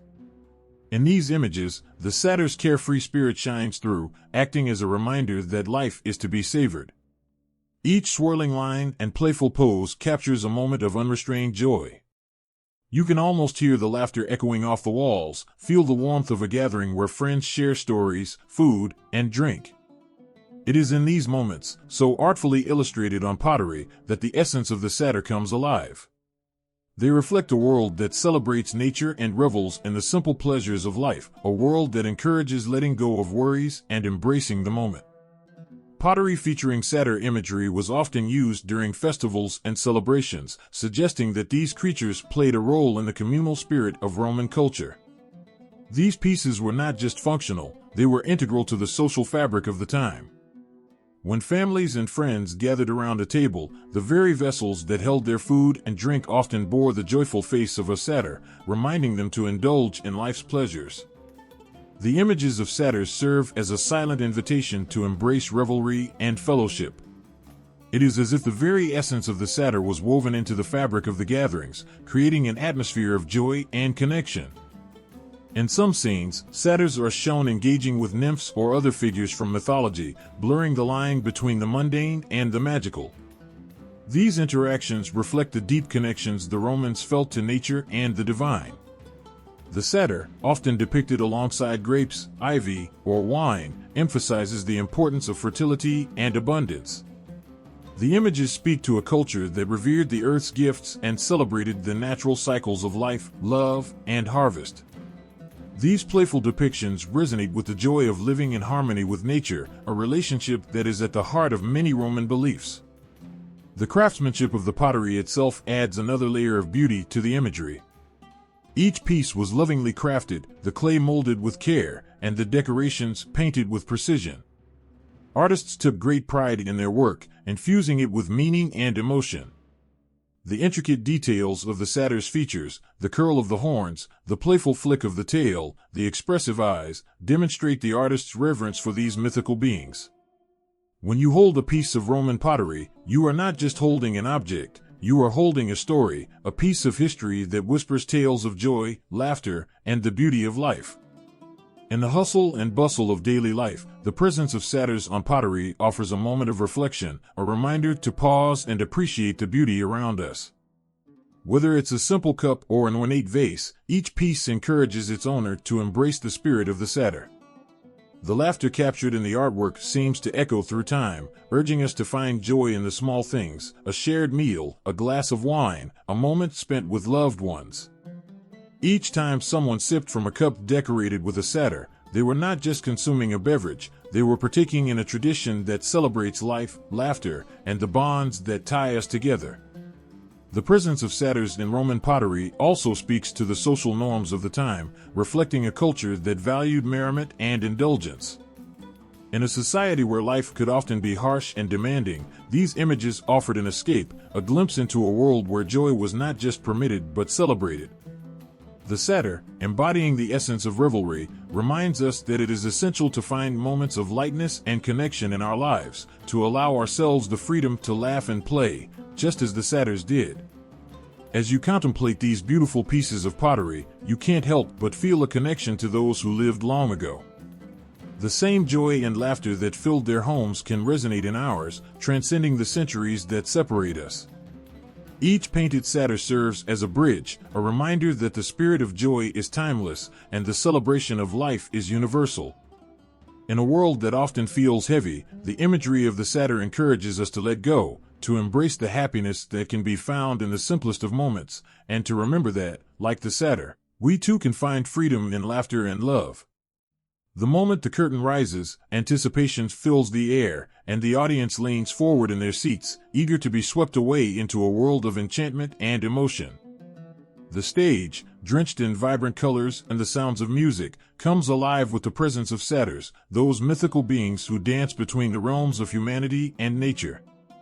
In Roman theater, satyrs were not just characters, they embodied a spirit of joy and chaos, reflecting the pleasures and follies of life itself. Their very presence on stage invites viewers to laugh, to ponder, and to feel deeply. As the satyrs prance onto the stage, their hooves tapping rhythmically against the wooden floor, it's as if the energy of the audience is mirrored in their movements. Clad in vibrant costumes that twinkle like stars, they evoke a sense of wild abandon, capturing the essence of celebration and revelry. With every leap and twirl, they convey a story, their expressive faces painted with joy and mischief, urging the audience to join in their festivities. Each satyr's unique personality shines through. Some are the mischievous tricksters, while others embody a more tender, soulful nature. This diversity draws the audience into a dance of emotions, where laughter flows freely, and the burdens of everyday life are forgotten. In Roman theater, satyrs were often featured in comedic performances, providing relief from the weight of serious themes. Their antics brought joy to the audience, reminding them that life is filled with both light and shadow. As they engage in playful banter with other characters, the satyrs become a mirror reflecting the absurdity of human existence. Through their antics, they reveal our own follies and desires, prompting both laughter and introspection. The audience can't help but feel connected to these figures as they witness the unfiltered expression of joy, passion, and even vulnerability. These theatrical representations often took inspiration from the festivals dedicated to Bacchus, the god of wine and ecstasy. The satyrs danced and performed to honor him, embodying the spirit of celebration that defined these events. In these moments, the stage transforms into a lush landscape filled with vines, grapes, and the intoxicating aroma of wine. The satyrs lead the audience into a world where boundaries fade and revelry reigns supreme. The rhythm of the music pulses through the theater, inviting everyone to lose themselves in the joy of the moment. It is a reminder that amidst life's struggles, there is always a place for laughter and community. The physicality of the satyrs adds another layer of magic to their performances. With their goat-like legs and wild hair, they move with a grace that defies their rustic appearance. Their bodies are not just vessels but instruments of expression, conveying emotions that words cannot capture. In one moment, they might tumble and roll in a fit of laughter, while in the next, they can become solemn, evoking a deep sense of longing or loss. This ability to switch between lightheartedness and profound emotion resonates with the audience, creating a bond that lingers long after the performance ends. Roman theater also utilized masks, and the satyr masks were often crafted to exaggerate their features. With wide grins, large eyes, and protruding ears, these masks captured the essence of the satyr's playful spirit. When actors donned these masks, they transformed into larger-than-life characters, embodying the joy and chaos that satyrs represent. The masks allowed the performers to step outside of themselves, channeling the wildness and freedom that comes from embracing life fully. As the audience watches, they are drawn into the transformative power of the theater, where the ordinary becomes extraordinary. The stories told through the performances often mirrored the complexities of Roman society, using satyrs as a lens to examine human behavior. In a world filled with strict social norms, the satyrs stood as a symbol of freedom and indulgence. Their ability to embrace life's pleasures, to dance and sing without fear of judgment, inspired the audience to reflect on their own lives. The satyrs reminded them that it was okay to let loose, to revel in the beauty of existence. This connection creates a ripple effect, encouraging individuals to seek out moments of joy, even in a world that often demands seriousness. The laughter of the satyrs echoed through the theater, reverberating in the hearts of the audience. It was a laughter that transcended time, a reminder that joy is a universal language. As the performance unfolded, it became clear that the satyrs were not just characters in a play, they were the embodiment of life itself. Their presence invited everyone to participate in a shared experience, to feel the weight of their burdens lift as they surrendered to the rhythm of the music and the joy of the moment. When the final curtain fell, and the applause erupted in waves, it was not just for the actors but for the spirit of the satyr that had touched every heart in the audience. The performance lingered like the sweetest melody, reminding everyone that laughter, love, and connection are what truly matter. The satyrs, with their playful antics and boundless joy, had created a space where people could come together, united in their shared humanity. The echoes of their laughter and the warmth of their spirit continued to resonate, a timeless reminder that, like the satyrs, we too can find freedom in joy, even in the most unexpected moments. In the vibrant tapestry of mythology, Silenus stands out as one of the most captivating figures among the satyrs. His presence is felt not just through his wild antics, but through the wisdom and depth he carries within. Silenus is often depicted as a jovial, intoxicated elder with a belly full of wine and a heart overflowing with stories. His life, marked by revelry and mischief, is a testament to the duality of existence, celebration intertwined with a touch of sorrow. Silenus, the son of the god Hermes and the Oceanid nymph, was a close companion of Dionysus, the god of wine and ecstasy. He served as both a mentor and protector to Dionysus, guiding him through the trials of life while indulging in the pleasures of the vine.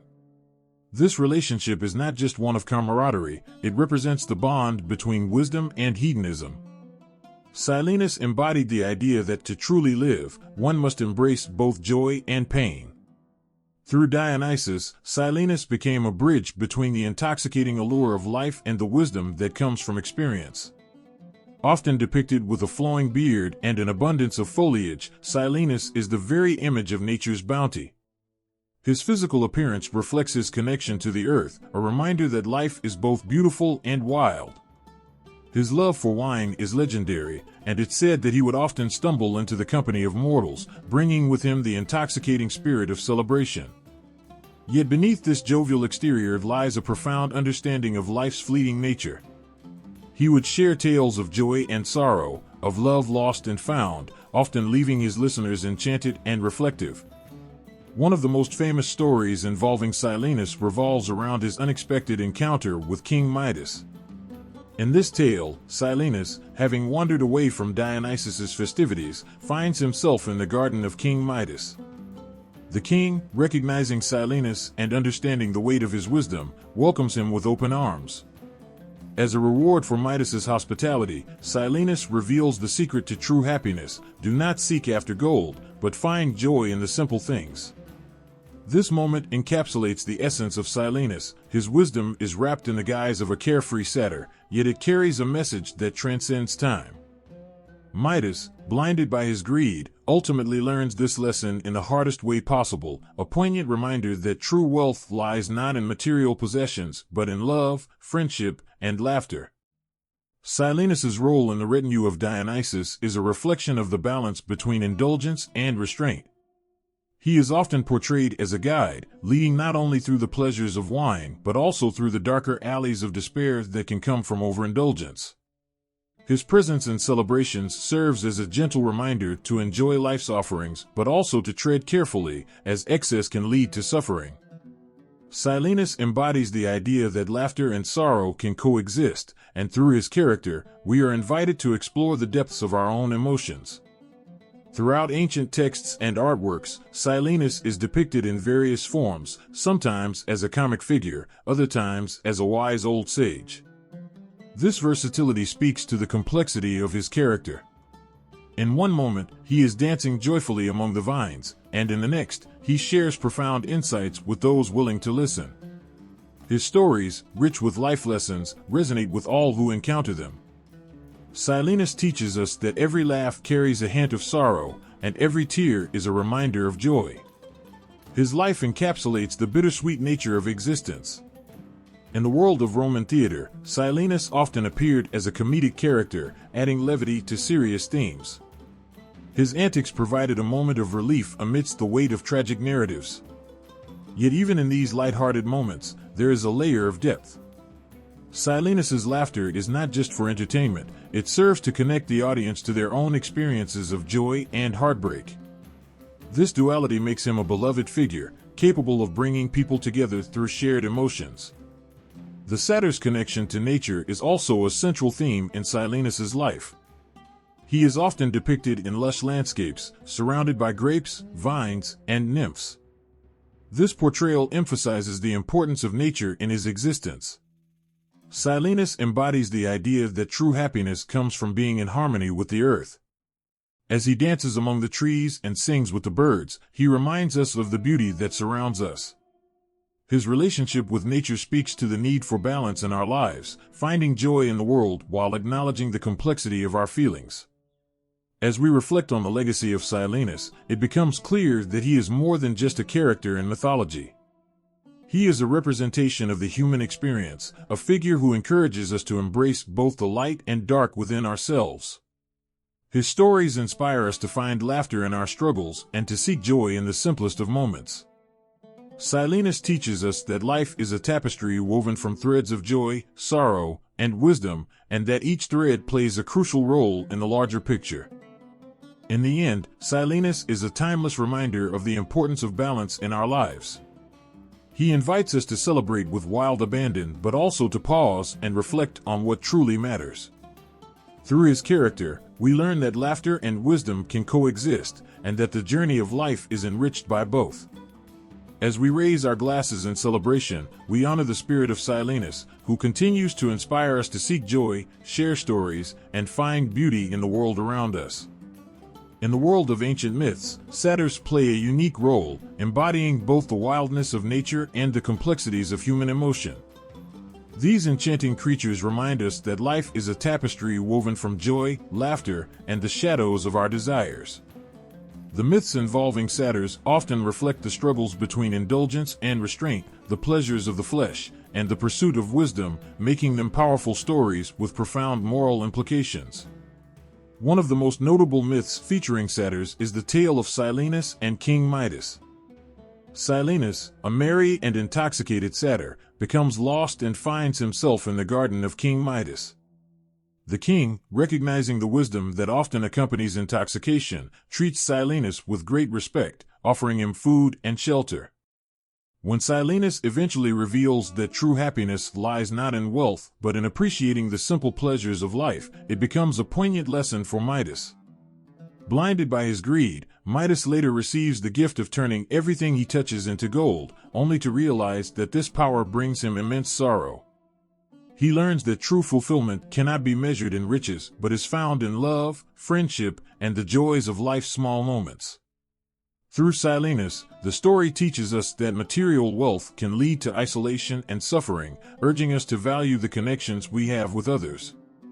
Another captivating myth involves the wild Bacchanalia, the festivals dedicated to Bacchus, the Roman god of wine. During these celebrations, satyrs would dance, sing, and indulge in merriment, embodying the spirit of liberation and revelry. However, beneath the joyous surface lies a warning about the dangers of excess. While the festivities brought communities together in celebration, they also opened the door to chaos. The revelry could lead to the loss of control, where inhibitions fade and darker impulses emerge. The tale of the Bacchanalia reminds us that while it is essential to embrace joy and freedom, we must also remain mindful of the consequences that can arise from unchecked indulgence. This myth encourages a balance, suggesting that happiness can coexist with responsibility, urging us to enjoy life without losing ourselves. Another significant myth is the story of Pan, the god of the wild and shepherds, who is often accompanied by satyrs. In one tale, Pan falls in love with the nymph Syrinx, who, wishing to escape his advances, transforms into a bed of reeds. Heartbroken, Pan uses these reeds to create his famous Pan flute, which produces hauntingly beautiful music. This story reveals the depths of longing and the pain of unrequited love. Through the music of Pan, we see how beauty can arise from sorrow. The tale teaches us that love, even when unreturned, can inspire creativity and connection to the world around us. It reminds us that even in our moments of heartbreak, there is a potential for growth and transformation. In another captivating story, the satyr Marsyas challenges the goddess Athena to a musical contest. Marsyas, confident in his talent, believes he can match the divine artistry of Athena. However, as the contest unfolds, it becomes clear that Marsyas is outmatched. In the end, Athena, victorious and furious at his hubris, punishes Marsyas, leading to his gruesome demise. This myth serves as a powerful reminder of the dangers of pride and arrogance. Marsyas' story encourages us to recognize our limitations and the importance of humility. It highlights that while passion and ambition are admirable, they must be tempered with respect for those greater than ourselves. The repercussions of Marsyas' challenge serve as a stark reminder of the delicate balance between confidence and overreach. The myth of the satyr and the nymphs also carries significant moral weight. In many tales, satyrs pursue nymphs, driven by desire and lust. While these stories often depict the playful nature of satyrs, they also reveal the complexities of consent and respect in relationships. The tales remind us that desire must be balanced with understanding and consideration for others' feelings. They serve as cautionary tales about the importance of mutual respect in all interactions.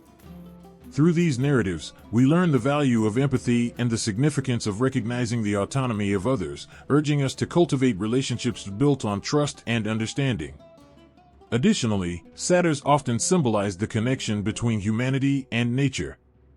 Their presence in myths highlights our intrinsic ties to the earth and the wildness within us all. In tales where satyrs lead mortals into the woods or teach them the ways of nature, there is an underlying message of harmony with the natural world. These stories encourage us to reconnect with the earth, to find joy in its beauty, and to understand our place within it. They remind us that the wildness of nature is not something to be feared but embraced, offering lessons on sustainability and balance in our lives. In the mythological landscape, satyrs serve as guides, reminding us of the complexities of human experience. Their stories often tread the line between joy and sorrow, wisdom and folly, revealing that every emotion is intertwined. They teach us that life is not merely about seeking pleasure or avoiding pain, but embracing the full spectrum of our feelings. Through laughter and revelry, through lessons of humility and respect, satyrs invite us to reflect on our own lives, to celebrate our connections, and to recognize the beauty in both our joys and struggles. Each myth involving satyrs offers a mirror to our own lives, encouraging us to ponder our choices and the paths we take. They remind us that every story has a lesson, a truth waiting to be uncovered. In their wildness, satyrs embody the spirit of life itself, untamed, complex, and beautifully intertwined with the human experience.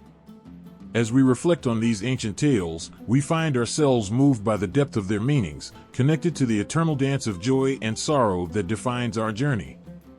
In the lush world of mythology, where nature breathes life into every story, satyrs emerge as enchanting beings filled with mischief, passion, and a love for revelry. Their relationships with other mythical figures, such as nymphs and bacchae, paint a vivid picture of companionship and desire, showcasing a tapestry of emotions that echo through the ages. At the heart of satyr relationships lies the connection with nymphs. These beautiful spirits of nature represent various aspects of the earth, forests, rivers, and mountains. Nymphs are not only stunningly alluring but also embody the essence of youth and vitality. Their interactions with satyrs are often playful, flirtatious, and sometimes tumultuous. The satyrs, driven by their primal instincts, are drawn to the nymph's beauty and grace. In return, nymphs find the satyr's wildness and carefree spirit captivating, adding an element of excitement to their lives. One of the most touching tales involving a satyr and a nymph revolves around the story of Pan and the nymph Syrinx. Pan, the god of the wild and shepherds, falls desperately in love with Syrinx. His desire is pure and heartfelt, yet Syrinx wishes to remain free and untamed. When Pan chases her, she transforms into a cluster of reeds, evading his advances. Heartbroken, Pan uses these reeds to create the pan flute, producing music that echoes his sorrow and longing. Each note carries his love and despair, resonating with anyone who has ever felt the sting of unrequited affection. This story reveals the bittersweet nature of love, a blend of joy and pain that lingers in the heart. It illustrates how deep emotions can inspire beauty and creativity, even when they are rooted in sadness. Nymphs, while often enchanting and alluring, also possess their own will and autonomy. Their relationships with satyrs can sometimes be complicated. The pursuit of love can lead to misunderstandings, with satyrs' playful intentions sometimes crossing into unwanted advances. This dynamic highlights the importance of consent and respect. The stories of satyrs and nymphs remind us that love should always be nurtured with understanding and empathy. These myths serve as poignant reminders that even in the midst of passion, we must honor the boundaries and wishes of others. In addition to their connection with nymphs, satyrs also share a powerful bond with the bacchae, the female followers of Bacchus, the god of wine. The bacchae are wild, ecstatic figures who embody the spirit of celebration and uninhibited joy. Together with the satyrs, they create a whirlwind of revelry, laughter, and dance. Their gatherings are filled with music, wine, and an overwhelming sense of freedom that transcends the ordinary. In these moments of celebration, the world seems to fade away, leaving only the intoxicating embrace of life. One such myth tells the tale of a Bakshik festival where satyrs and bacchae come together in a euphoric celebration. The air is thick with the scent of wine and the sound of joyful laughter, drawing everyone into a rapturous state of ecstasy. During this festival, satyrs and bacchae dance together under the moonlight, creating a mesmerizing spectacle. The satyrs' exuberant movements complement the bacchae's graceful twirls, and their connection transcends the physical realm. In these moments, they find a shared understanding of the beauty of life's fleeting pleasures, embracing their wild spirits and celebrating their existence. Yet, as enchanting as their relationships may be, they also reveal the darker aspects of human emotion. The Bacchae, in their frenzy, can sometimes spiral into chaos, losing themselves to the intoxicating effects of wine and revelry. In the myth of Pentheus, a young king who tries to suppress the worship of Bacchus, the Bacchae, driven mad by the god's influence, exact revenge. They tear Pentheus apart in a frenzy of bloodlust, showcasing the duality of ecstasy and destruction. This story illustrates the fine line between joy and madness, urging us to recognize that while indulgence can be delightful, it can also lead to devastation if not approached with caution. In these intricate relationships, satyrs emerge as symbols of both desire and the unpredictable nature of life. Their interactions with nymphs and Bacchae embody the complexities of love, longing, and the thrill of the chase. The joy and chaos they create remind us of our humanity, of the wildness that resides within us all. It is this very wildness that binds them together, weaving a narrative rich in emotion and connection. Through the stories of satyrs and their companions, we witness the beauty of companionship and the complexity of relationships. Each tale evokes a spectrum of emotions: joy, longing, heartache, and celebration. The bonds between satyrs, nymphs, and Bacchae serve as mirrors reflecting our own experiences of love and connection, urging us to embrace the richness of life's experiences. In a world where satyrs dance with abandon and nymphs glide gracefully through forests, we find ourselves captivated by the timeless tales of these mythical beings. Their stories echo through the ages, inviting us to reflect on our own relationships and the emotional landscapes we navigate. Through laughter and tears, through celebration and sorrow, the stories of satyrs and their companions remind us that love, in all its forms, is the heartbeat of existence, a beautiful and sometimes chaotic symphony that unites us all. In the heart of every forest, amidst the rustling leaves and the whispering winds, satyrs roam as vibrant spirits of nature, embodying the wild and untamed essence of the earth. These half-human, half-goat beings are more than mere mythological figures. They are the soul of the natural world, intertwining with the beauty and chaos that life offers. With every step they take, they echo the rhythms of the earth, celebrating the bond between humanity and nature. From the moment you picture a satyr, there's an immediate sense of freedom and joy. Their playful antics capture the essence of youth and exuberance, inviting all who encounter them to revel in the wonders of the natural world. They are often seen dancing in moonlit glades, their laughter ringing like bells, echoing through the trees. This joyous image resonates with anyone who has ever felt the pull of nature, that undeniable urge to leave behind the constraints of daily life and embrace the wildness of the earth. The satyr becomes a symbol of that call, a reminder that we all possess an innate connection to the world around us. As nature spirits, satyrs embody the energy of the earth in its most primal form. They are guardians of the forests, rivers, and mountains, representing the harmony that exists between all living things. This connection to nature is deeply felt in the myths surrounding them. Often, they are portrayed as companions of Dionysus, the god of wine and revelry, who embodies nature's bounty. Together, they create a world filled with lush vineyards and fragrant flowers, where the joy of life flourishes. In this partnership, satyrs and Dionysus remind us of the beauty of abundance, of how nature provides for us in countless ways, nurturing our spirits and reminding us to celebrate life. The role of satyrs in nature goes beyond mere guardianship. They are the embodiment of its spirit. They are closely associated with the cycles of the earth: birth, growth, decay, and renewal. Their presence signifies the changing seasons. In spring, they frolic amidst blooming flowers, celebrating the awakening of life. In summer, they dance beneath the sun, exuding vitality and warmth. As autumn arrives, they revel in the harvest, enjoying the fruits of the earth. But when winter comes, they retreat into the shadows, reminding us of the rest and reflection that nature requires to rejuvenate for the next cycle. This intimate connection to the changing seasons allows us to see them not just as playful spirits, but as vital participants in the grand tapestry of life. Satyrs also represent the wild, unrestrained side of nature. They embody the untamed aspects of the natural world, those parts that are raw, passionate, and unpredictable.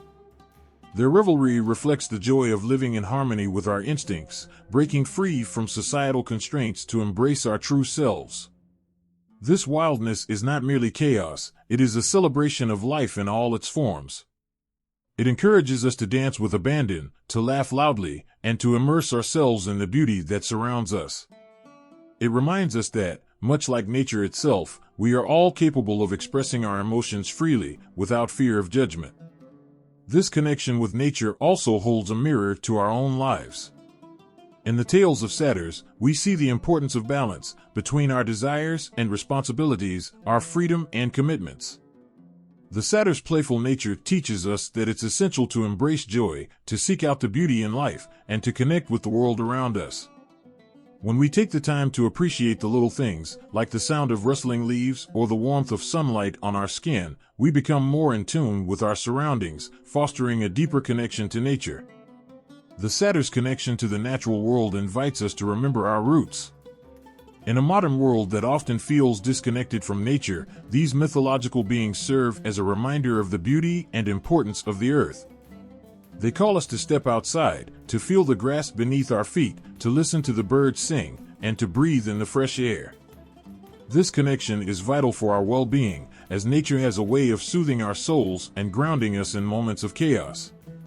When we allow ourselves to be present in nature, we can feel the heartbeat of the earth, echoing the same rhythm that satyrs dance to. Moreover, the spirit of the satyr can inspire us to protect our natural world. They remind us that nature is not just a backdrop for our lives, but a living, breathing entity deserving of respect and care. In every tale that involves these joyful spirits, there lies a call to honor the environment, to cherish the land, and to recognize our role as stewards of the earth. As we learn from their stories, we can take steps to ensure that the beauty they represent continues to flourish for generations to come. In the heart of every satyr is a story waiting to be told, a reminder of the intricate relationship between humanity and nature. They embody the spirit of the earth, encouraging us to revel in its beauty, to embrace our wildness, and to celebrate the cycles of life. The laughter of satyrs resonates like a gentle breeze through the trees, inviting us to join in the dance of existence, to honor our connection to the natural world, and to live our lives with the same passion and joy that they exemplify. The next time you find yourself in the embrace of nature, listen closely.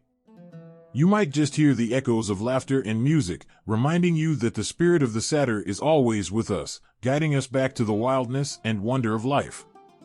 Amidst the tangled roots of ancient trees and the whispering winds of untamed forests, satyrs embody the wild spirit of nature, reminding us of the delicate balance between the cultivated and the untamed.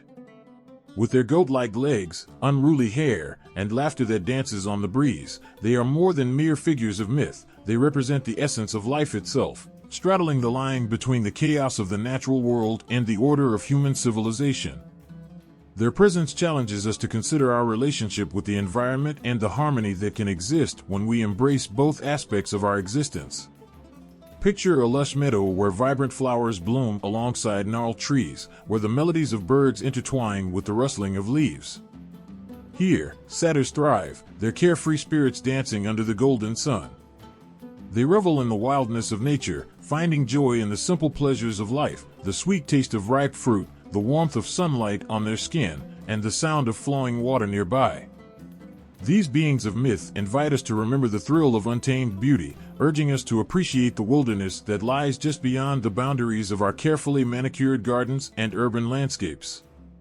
Satyrs, in their essence, are guardians of the wild. They embody the primal energy that exists in nature, reminding us that life is not solely about structure and order. They dance through the forests, celebrating the unpredictability of the natural world. This wildness, however, does not exist in opposition to civilization. Instead, it serves as a counterbalance, a necessary force that enriches our lives and nurtures our spirits. Without the wild, the cultivated becomes dull and lifeless, lacking the vibrancy and spontaneity that nature provides. In their frolicsome ways, satyrs serve as a bridge between the wild and the civilized.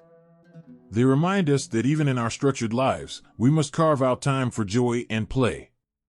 Their antics serve as a reminder to reconnect with our own wildness, to step away from our screens and busy schedules, and to embrace the beauty of the earth. Whether it's running barefoot through the grass or listening to the sounds of a forest, these experiences feed our souls and remind us of our place within the grand tapestry of life. The balance that satyrs represent is vital for our well-being. In a world that often prioritizes progress and productivity, we risk losing touch with the natural rhythms of life. The satyr's presence calls us back to a time when humanity lived in harmony with nature, relying on its cycles for sustenance and inspiration. They teach us that cultivation is not solely about taming the earth, but also about nurturing the wild, allowing nature to flourish alongside our own creations.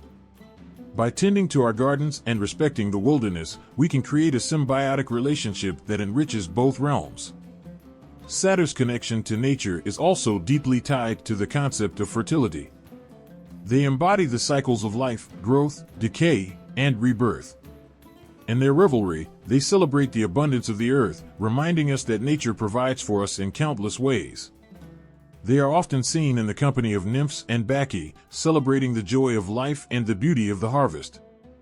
These gatherings symbolize the importance of community and connection, where the wild and the cultivated come together in joyous celebration. In these moments, we are reminded that life is meant to be shared, that the bounty of the earth is best enjoyed in the company of others. Yet, the lessons of the satyrs extend beyond mere celebration. They also serve as a warning about the consequences of neglecting our connection to the natural world. As civilization expands, there is a risk of losing sight of the wild beauty that exists outside our windows. The satyrs remind us of the dangers of becoming too disconnected from nature, urging us to protect the forests, rivers, and mountains that provide sustenance and inspiration. In their frolics, there lies an echo of urgency, a call to remember that we are part of a larger ecosystem, responsible for safeguarding the delicate balance that sustains life. In many myths, satyrs are depicted as mischievous creatures, often leading humans into the wilderness for a night of revelry.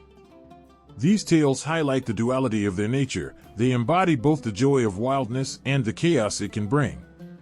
This duality mirrors our own lives, where the pursuit of pleasure can sometimes lead us astray. The satyr's role as guides into the wild is both an invitation and a cautionary tale, a reminder that while we can embrace the wild, we must also tread carefully, aware of the consequences our actions may have on ourselves and the environment. Through their joyous nature and wild antics, satyrs encourage us to embrace life fully, to seek balance between the civilized and the wild. They remind us that both realms have a place in our lives, and that true fulfillment lies in honoring the connection between the two. As we navigate our daily routines, let us not forget to dance in the moonlight, to laugh with friends, and to breathe in the beauty of the world around us. In doing so, we honor the legacy of the satyrs, embracing the wild spirit that exists within us all. As we reflect on the balance that satyrs represent, we find a call to action. Let us protect our wild spaces, nurture our gardens, and celebrate the rhythms of life. In this dance between the cultivated and the wild, we discover the essence of who we are, creatures of nature, deserving of joy, and responsible for preserving the beauty of the earth for generations to come. The laughter of satyrs echoes in our hearts, urging us to reconnect with the wildness of life, to cherish the beauty of the natural world, and to find harmony in the dance between civilization and nature. In the lush tapestry of ancient mythology, satyrs stand out as enchanting figures, embodying the spirit of nature, revelry, and the complexities of human emotion. These half-goat, half-human beings are not just whimsical characters of folklore, they hold a mirror to humanity's innermost thoughts and struggles. Ancient philosophers saw them as more than mere creatures of indulgence. They represented a profound exploration of human nature, morality, and the eternal quest for balance. Socrates, known for his pursuit of truth and wisdom, had much to say about the wildness of satyrs. He believed that these creatures captured the essence of the human condition, the constant pull between reason and desire. Satyrs personified the uninhibited aspects of life, reminding us that beneath the layers of civilization, we all have a wild side longing to break free. They embodied the idea that to truly understand oneself, one must confront the chaotic urges that live within. The dance of the satyr, full of passion and abandon, became a symbol of the struggle between our higher aspirations and our base instincts. This conflict, so vividly illustrated by the Satyrs, encouraged philosophers to ponder the nature of virtue and the importance of self-control. Plato took this a step further, suggesting that the duality of Satyrs reflects the duality of human nature itself. In his works, he spoke of the noble beast within us, our capacity for greatness, creativity, and joy, often overshadowed by base desires and impulses. He saw the satyr as a manifestation of the tensions between the rational mind and the wild heart. The lessons from satyr myths encourage us to seek balance in our lives, to harness our passions without allowing them to lead us astray. This pursuit of harmony became a philosophical ideal, echoing through the ages as a reminder of our need to integrate the wildness of the satyr with the wisdom of the philosopher. Aristotle, too, recognized the significance of satyrs, particularly in the context of their role in society. He viewed these creatures as essential figures in the celebration of life. Satyrs brought joy, music, and dance to the forefront, encouraging individuals to embrace the beauty of existence. For Aristotle, the revelry of the satyrs was not merely an indulgence, it was a vital expression of human experience, highlighting the importance of pleasure and community. In a world often burdened by duty and expectation, satyrs remind us of the necessity of joy, of laughter, and of togetherness. They challenge us to carve out moments of bliss amid the struggles of daily life. The philosophical interpretations of satyrs also extend to their relationships with other beings, particularly the nymphs and bacchae. These interactions symbolize the interconnectedness of all things, nature, humanity, and the divine. Ancient thinkers viewed these relationships as reflections of the bonds we share with the world around us. The satyr's carefree spirit contrasted sharply with the often stoic nature of humans, serving as a reminder that life is not solely about responsibilities but also about joy and spontaneity. The laughter of the satyrs echoed through the ages, urging humanity to celebrate its connection to the earth and to one another. From a moral standpoint, satyrs also raise questions about boundaries and excess. In their wild revelry, they remind us of the thin line between joy and chaos. Ancient philosophers debated the moral implications of indulgence, with satyrs serving as cautionary figures. Their stories often illustrated the consequences of losing oneself to unchecked desire, urging society to find moderation. The exuberance of the satyrs serves as a lesson in self-awareness, encouraging us to relish life while maintaining control over our impulses. In a world dominated by reason, the satyrs remind us of the essential role of emotion and passion. They encourage us to embrace our feelings, to dance with our joys and sorrows. Through the lens of philosophy, satyrs become more than mythical beings. They are embodiments of the human experience, reminding us that our lives are enriched by both our rational thoughts and our wild hearts. They teach us that the fullness of life lies in the interplay between these elements.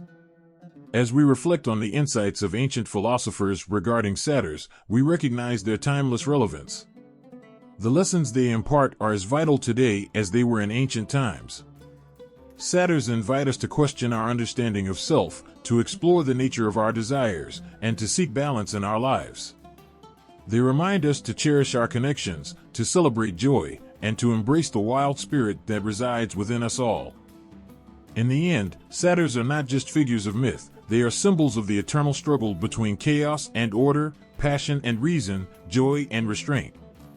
They beckon us to look within ourselves, to confront our own dualities, and to find harmony in the beautiful complexity of existence. Their laughter lingers in the air, echoing through time, reminding us to dance, to feel, and to embrace the wildness of life. Satyrs are creatures that dance on the edges of chaos and beauty, wildness and wonder. They evoke feelings that are both exhilarating and unsettling, drawing us into a world where nature reigns and civilization feels a heartbeat away. These figures are not just symbols of unrestrained indulgence, they embody the complex interplay of emotions that stir within us when we encounter the sublime. In their very essence, satyrs challenge our perceptions, ignite our passions, and awaken a profound response to the raw beauty of life. The emotional power of satyrs lies in their dual nature. Half human, half goat, they straddle two worlds, one of civilized restraint and another of wild abandon. This duality elicits a visceral response, forcing us to confront our own feelings of desire, longing, and fear. When we see a satyr leaping through a forest or dancing wildly under the moonlight, we cannot help but feel a rush of excitement mixed with a hint of anxiety. The satyr's laughter echoes in our hearts, inviting us to join in their revelry while simultaneously reminding us of the boundaries we must respect. It is this tension that evokes the sublime, a feeling that is both thrilling and overwhelming. In art and literature, satyrs often represent the beauty of nature in its most unrefined form. Their joyous abandon reflects the untamed spirit of the natural world. When depicted in sculptures or paintings, these creatures are frequently surrounded by lush greenery, flowing streams, and blooming flowers. The vibrant colors and dynamic poses capture a moment of ecstatic freedom, drawing us in and making us yearn for a taste of that unfiltered joy. But alongside this beauty is a sense of danger, a reminder that nature is not just a peaceful sanctuary, it can be fierce and unpredictable. This duality creates an emotional complexity that resonates with our own experiences of life. The aesthetic experience of satyrs also invites us to reflect on our relationship with the natural world. When we encounter representations of satyrs, we are reminded of the beauty that exists outside our daily routines. They symbolize a connection to nature that many people long for but often overlook in the hustle of modern life. In a world dominated by screens and concrete, the sight of a satyr dancing among trees stirs a longing for the wild and unspoiled. It calls to something deep within us, awakening our senses and urging us to reconnect with the earth. This connection can be both exhilarating and terrifying, as it forces us to confront our place in the natural order. The sublime experience elicited by satyrs is also deeply rooted in their associations with revelry and ecstasy. Their wild dances and joyous laughter remind us of the fleeting moments of happiness that punctuate our lives. When we witness a satyr in full swing, it captures the essence of living in the moment, embracing pleasure without restraint. This celebration of life evokes a sense of longing, a desire to break free from our constraints and immerse ourselves in the richness of experience. Yet, it also carries a warning: too much indulgence can lead to chaos. The satyr embodies this tension, reminding us that the line between joy and excess is thin. The emotional responses to satyrs are further intensified by their ties to ancient rituals and festivals. These creatures were often invoked during celebrations honoring fertility, nature, and the changing seasons. Their presence was synonymous with abundance and life, stirring feelings of hope and renewal.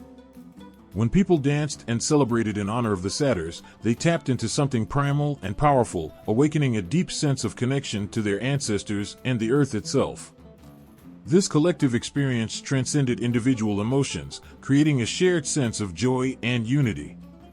Satyrs also remind us of the darker side of our desires.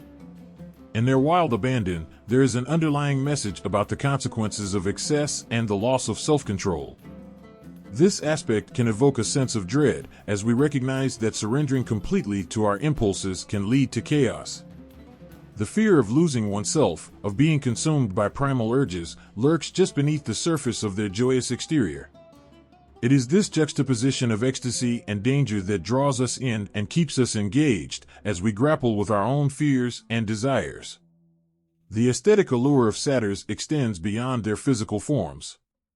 Their stories and myths resonate with timeless themes of love, loss, and the quest for fulfillment. Each tale captures the complexities of human emotions, mirroring our own struggles and triumphs. When we engage with these narratives, we find ourselves reflecting on our own lives, our own desires, and our own connections to the world around us. The satyr serves as a reminder that while life can be chaotic and unpredictable, it is also beautiful and full of potential. As we navigate our lives, the satyrs call to us, whispering of the joys and challenges that lie ahead. They encourage us to embrace our wildness, to dance with abandon, and to revel in the beauty of existence. At the same time, they remind us to remain mindful of our boundaries, to honor the delicate balance between indulgence and restraint. This dynamic tension evokes a range of emotions, inviting us to explore the depths of our feelings and our connections to nature, each other, and ourselves.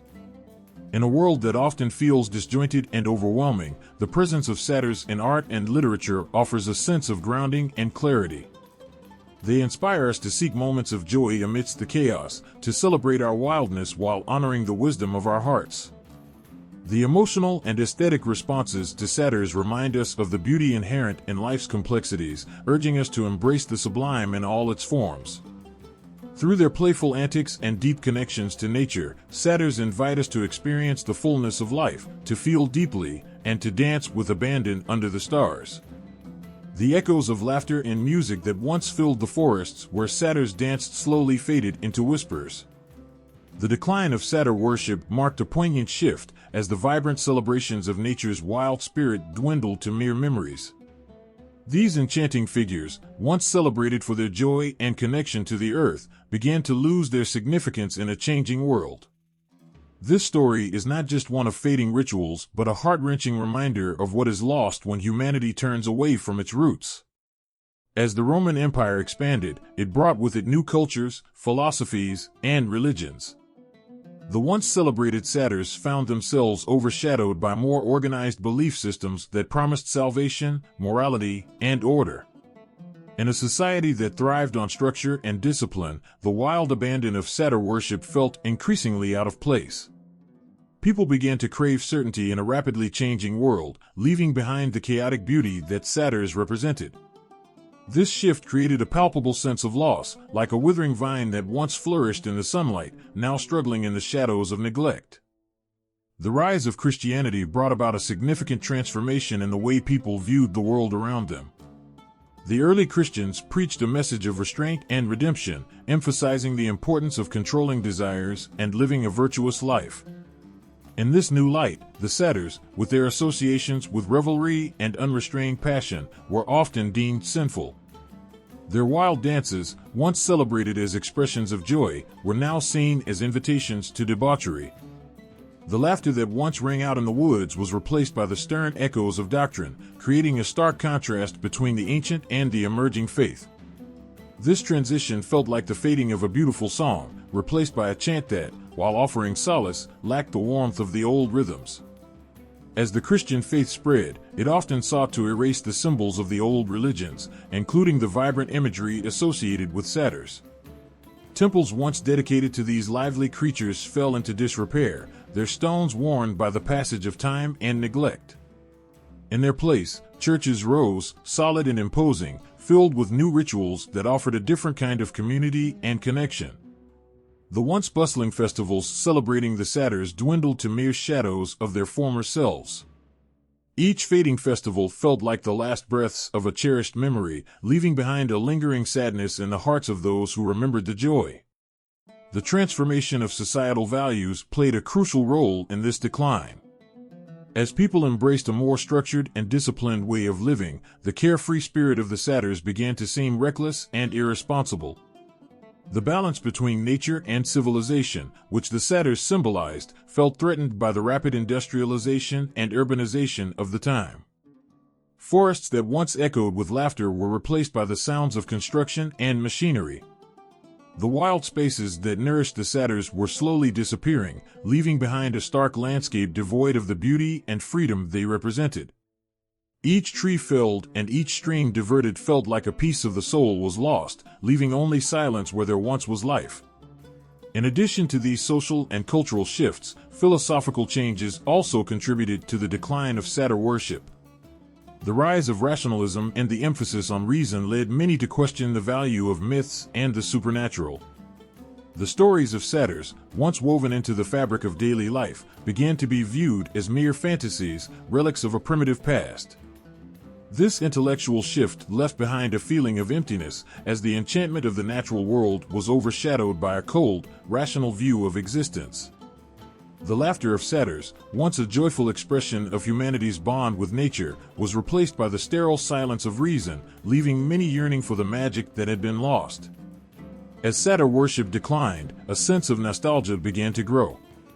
The elders who remembered the vibrant festivals and the joyous dances spoke of them in hushed tones, as if sharing a precious secret. Their stories, filled with vivid imagery of wild forests and laughter under the stars, stirred a longing for a time when nature and humanity danced together in harmony. But as younger generations turned their backs on these tales, the connection to the Satyrs began to fade, leaving a void that could not be easily filled. It was a heartbreak felt in the bones, an ache for a lost connection to the earth and to the wildness within. In the shadows of the waning worship, some individuals clung to the old ways, seeking to preserve the stories and traditions of the Satyrs. They gathered in small groups, sharing tales by flickering candlelight, whispering of the joys and dangers that the Satyrs represented. But these gatherings were mere flickers in the vast darkness of a changing world. The once grand celebrations were reduced to intimate circles of remembrance, filled with laughter that felt bittersweet. Each shared memory served as a reminder of what was lost, a longing for the days when Satyrs danced freely beneath the stars. This decline did not happen overnight. It was a gradual erosion of a vibrant culture that felt the weight of change upon its shoulders. The laughter of Satyrs faded into silence, leaving behind echoes of joy and a longing for connection that would never be fully realized. As the wildness of nature receded, so too did the spirits of the Satyrs, leaving behind a bittersweet memory of what once was. Each whisper of the wind through the trees seemed to carry a sense of mourning, a lament for the joy that had slipped through the fingers of time. In the end, the decline of Satyr worship reflects a broader story of loss and transformation. It captures the essence of what happens when humanity turns away from its roots and embraces the order of civilization at the expense of its wild spirit. The laughter and joy of Satyrs linger in the shadows, a haunting reminder of the beauty that can be found in chaos. In this story, we are left with a yearning for the freedom that once existed, a call to remember the wildness that resides within us all. The loss of Satyr worship is not merely a fading of traditions, but a heart-wrenching reminder of the delicate balance between civilization and nature, a balance that, when disrupted, leaves a void that echoes through time. In the heart of ancient lands, where laughter once danced among the trees and the wild spirit of Satyrs reigned, a significant transformation began to unfold. As the light of Christianity emerged, it cast long shadows over the familiar figures of joy and revelry. The enchanting Satyrs, once celebrated for their connection to nature and unrestrained joy, found themselves woven into a new narrative, one that sought to redefine their essence in the light of a burgeoning faith. As early Christians sought to spread their message, they encountered a world rich with myths and symbols. The allure of Satyrs, with their playful nature and association with the earth, presented a challenge. How could they communicate the teachings of Christ while addressing the deep-rooted traditions of the people? In a remarkable twist, early Christians began to adapt the imagery of Satyrs, using their familiar forms to convey new moral lessons. This transformation was not merely a rejection, but an attempt to incorporate the familiar into the foreign. The exuberance of Satyrs, often seen in lively celebrations, was a stark contrast to the Christian emphasis on restraint and virtue. Yet, in this tension, there emerged a unique opportunity. Rather than discarding these captivating figures, Christian narratives began to reshape them. Satyrs, once embodiments of unrestrained passion, morphed into cautionary figures representing the dangers of excess. They became symbols of temptation, serving as reminders of the consequences of straying from the path of righteousness. This shift, though bittersweet, was a way to bridge the gap between two worlds, creating a narrative that could resonate with the hearts of the people. Within the intricate tapestry of Christian thought, Satyrs took on new meanings. They became metaphors for the wildness of human desire, representing the struggle between the body and the spirit. This duality tugged at the hearts of believers, inviting them to confront their own passions and desires.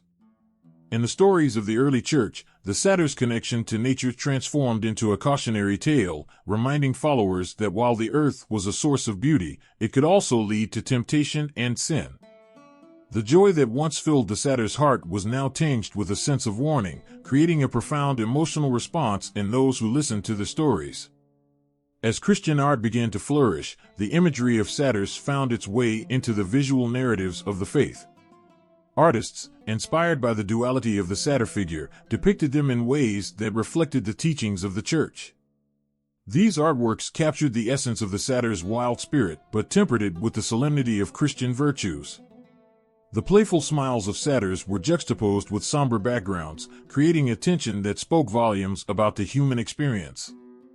The transformation was palpable. The laughter of the satyrs mingled with the call to virtue, forging a new identity that would resonate for centuries to come.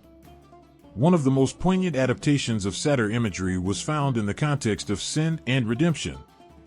Early Christians recognized that the struggle against temptation was a universal theme, one that transcended cultural boundaries. By incorporating satyrs into their narratives, they created a relatable figure that represented the internal battles of believers. The satyr became a reflection of humanity's desire to embrace both the wildness of nature and the call to righteousness. This duality stirred emotions, prompting individuals to confront their own desires and seek a path toward redemption. Yet, within this transformation lay a sense of loss. The carefree joy that defined the satyr's existence faded into a mere shadow of its former self. The vibrant celebrations of nature, once a source of communal joy, were overshadowed by the weight of moral implications. As the satyrs morphed into symbols of temptation, the laughter that once echoed through the forests was replaced by a somber reflection on human frailty. This evolution was not just a change in representation, it was a heart-wrenching reminder of the delicate balance between the wildness of the human spirit and the constraints of societal norms. In the hands of early Christians, satyrs were transformed into characters that embodied the complexities of human nature. They became figures of conflict, caught between the desire for freedom and the call to live a virtuous life. This struggle resonated deeply with believers, inviting them to grapple with their own passions and the choices that defined their existence. The satyr's journey, once one of unrestrained joy, now reflected the human experience of seeking balance in a world fraught with challenges. As Christianity took hold, the transformation of satyrs continued to evolve. They appeared in various forms, adapting to the shifting cultural landscape. Some took on roles as trickster figures, embodying the chaos of the world while still carrying a trace of their original spirit. Others became representations of the natural world, reminding believers of the beauty of creation while cautioning against the pitfalls of excess. This ongoing adaptation showcased the resilience of the satyr figure, proving that even in transformation, there is a heart that beats with the rhythm of nature. The transformation of satyrs in Christianity serves as a poignant reminder of the ways in which cultures intersect and evolve. It reflects a yearning to find common ground in a world marked by change, where laughter and joy can coexist with the solemnity of moral lessons. The satyr, once a symbol of wild abandon, became a figure of introspection, inviting believers to embrace the complexities of their own desires. This journey from joy to caution, from celebration to reflection, is a testament to the enduring power of myth and its ability to adapt to the needs of humanity. Through the lens of early Christianity, the satyrs became much more than mythical creatures. They transformed into mirrors reflecting the human experience. Their laughter, once a joyous celebration, now carried the weight of caution. Yet, within this transformation lies a powerful message, a reminder that the wildness of nature, the passion of the human spirit, and the pursuit of virtue can coexist. In this delicate dance, the satyrs, though changed, continue to evoke deep emotions and resonate within the hearts of those who seek to understand the complexities of their own lives. The heart-wrenching journey of transformation reminds us that even in the face of change, the essence of joy and the call to be true to oneself can still find a way to shine through the shadows. Amidst the rich tapestry of the Renaissance, a vibrant rebirth of art and ideas swept across Europe. It was a time when the old world collided beautifully with the new, breathing life into forgotten myths and legends. Among these resurgent tales, the satyrs emerged from the shadows, their spirited forms igniting a renewed fascination that stirred the hearts and minds of many. With their playful, wild natures, these mythical creatures captured the imagination of artists, poets, and thinkers, embodying the very essence of freedom and joy. The Renaissance, characterized by a longing for classical antiquity, saw an awakening of interest in the beauty of nature and the complexities of the human experience. Satyrs, often depicted with their goat-like features and carefree attitudes, became symbols of this revival. Their connection to the earth and the wild resonated deeply with a society yearning to break free from the constraints of rigid medieval norms. Artists began to celebrate the satyr not just as a creature of revelry, but as a representation of the balance between humanity and nature, inviting people to reconnect with their primal instincts and embrace their innermost desires. In the hands of master painters like Peter Paul Rubens and Titian, the satyr transformed into a figure of sensuality and vitality. Their works brought forth the lush landscapes of the natural world, filling them with lush greenery, flowing rivers, and joyous gatherings. In these paintings, satyrs frolicked among nymphs, embodying the spirit of uninhibited joy and hedonism. Their laughter echoed through the canvases, inviting viewers to experience a world bursting with life, free from the constraints that had bound them for so long. This revival of the satyr's spirit was not limited to visual arts. Literature also experienced a resurgence of interest in these captivating beings. Poets like John Milton and William Shakespeare wove satyrs into their verses, capturing their essence with lyrical grace. In Shakespeare's A Midsummer Night's Dream, the whimsical nature of the satyr is mirrored in the character of Puck, a mischievous sprite who revels in the chaos of love and desire. Through such characters, the satyr's spirit continued to thrive, reminding audiences of the importance of spontaneity, joy, and the celebration of life. The connection between satyrs and the natural world became increasingly profound during the Renaissance. The human spirit, with all its complexities and desires, was intricately tied to the rhythms of nature. As the world became more urbanized, people longed for the simplicity and authenticity found in rural life. Satyrs, as nature spirits, offered a way to bridge this gap. They embodied the wildness that lay within every person, inviting society to reconnect with the natural world and all its untamed beauty. In this quest for harmony, satyrs became symbols of the balance between civilization and nature, urging people to embrace their instincts while maintaining a respect for the environment. This period of artistic exploration saw satyrs become complex figures that embodied both joy and consequence. As the Renaissance progressed, thinkers like Michel de Montaigne and Giovanni Boccaccio began to explore the themes of morality and human desire. The satyr, while still a representation of hedonism, began to carry an undercurrent of caution. There were reminders that unchecked desires could lead to chaos, prompting individuals to navigate the fine line between pleasure and excess. This duality evoked powerful emotions, inviting audiences to reflect on their own lives and choices. The relationship between satyrs and human desires became a recurring motif in Renaissance literature. In works like Boccaccio's The Decameron, the satyr's wild nature is juxtaposed with the societal expectations of love and fidelity. These tales revealed the human struggle to reconcile primal urges with the constraints imposed by society.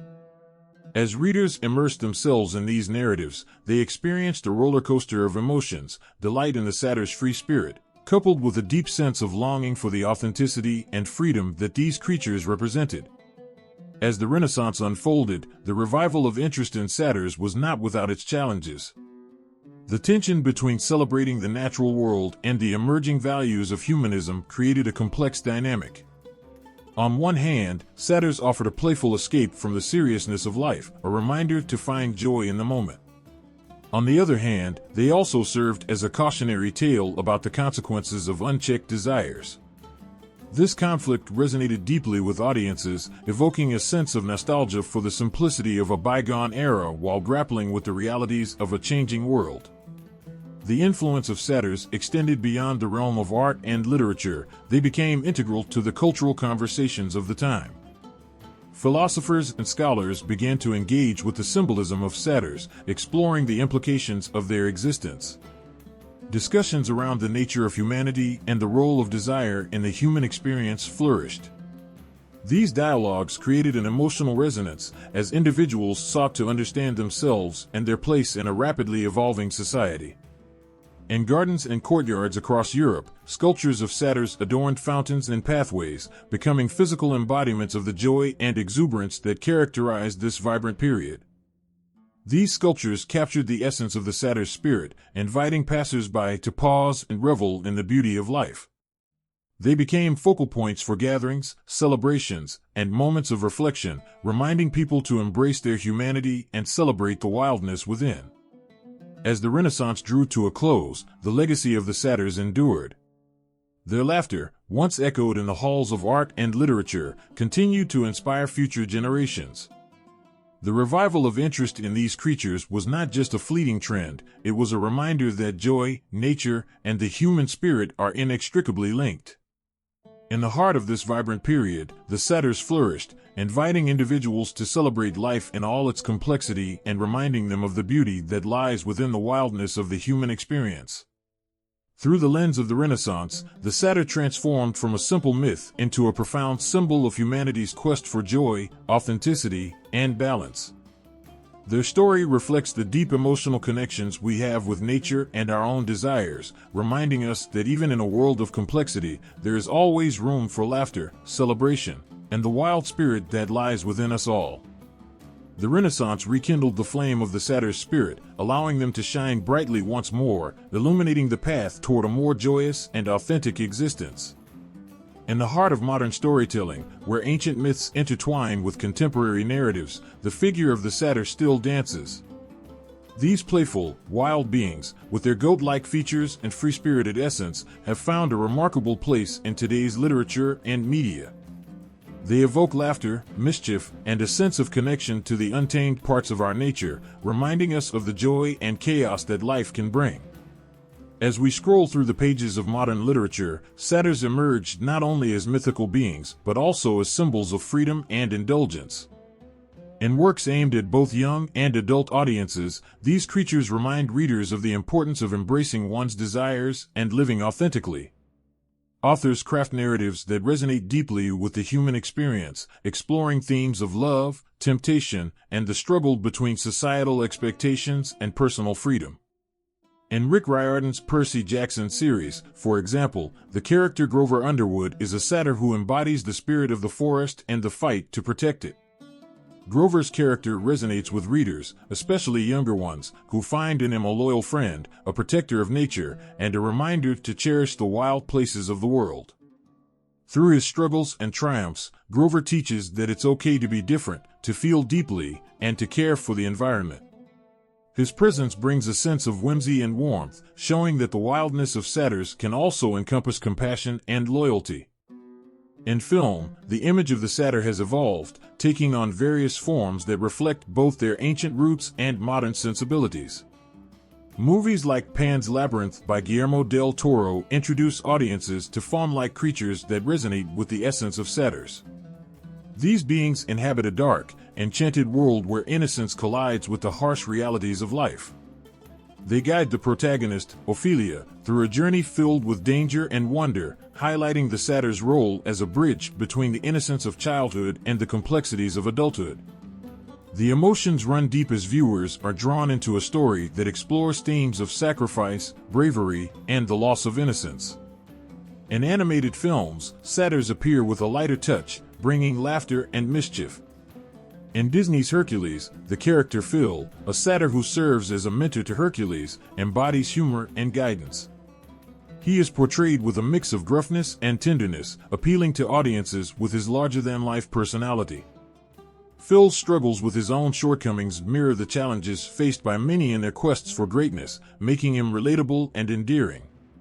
His comedic antics and heartfelt moments remind us that even in our wildest dreams, we must face our fears and embrace our true selves.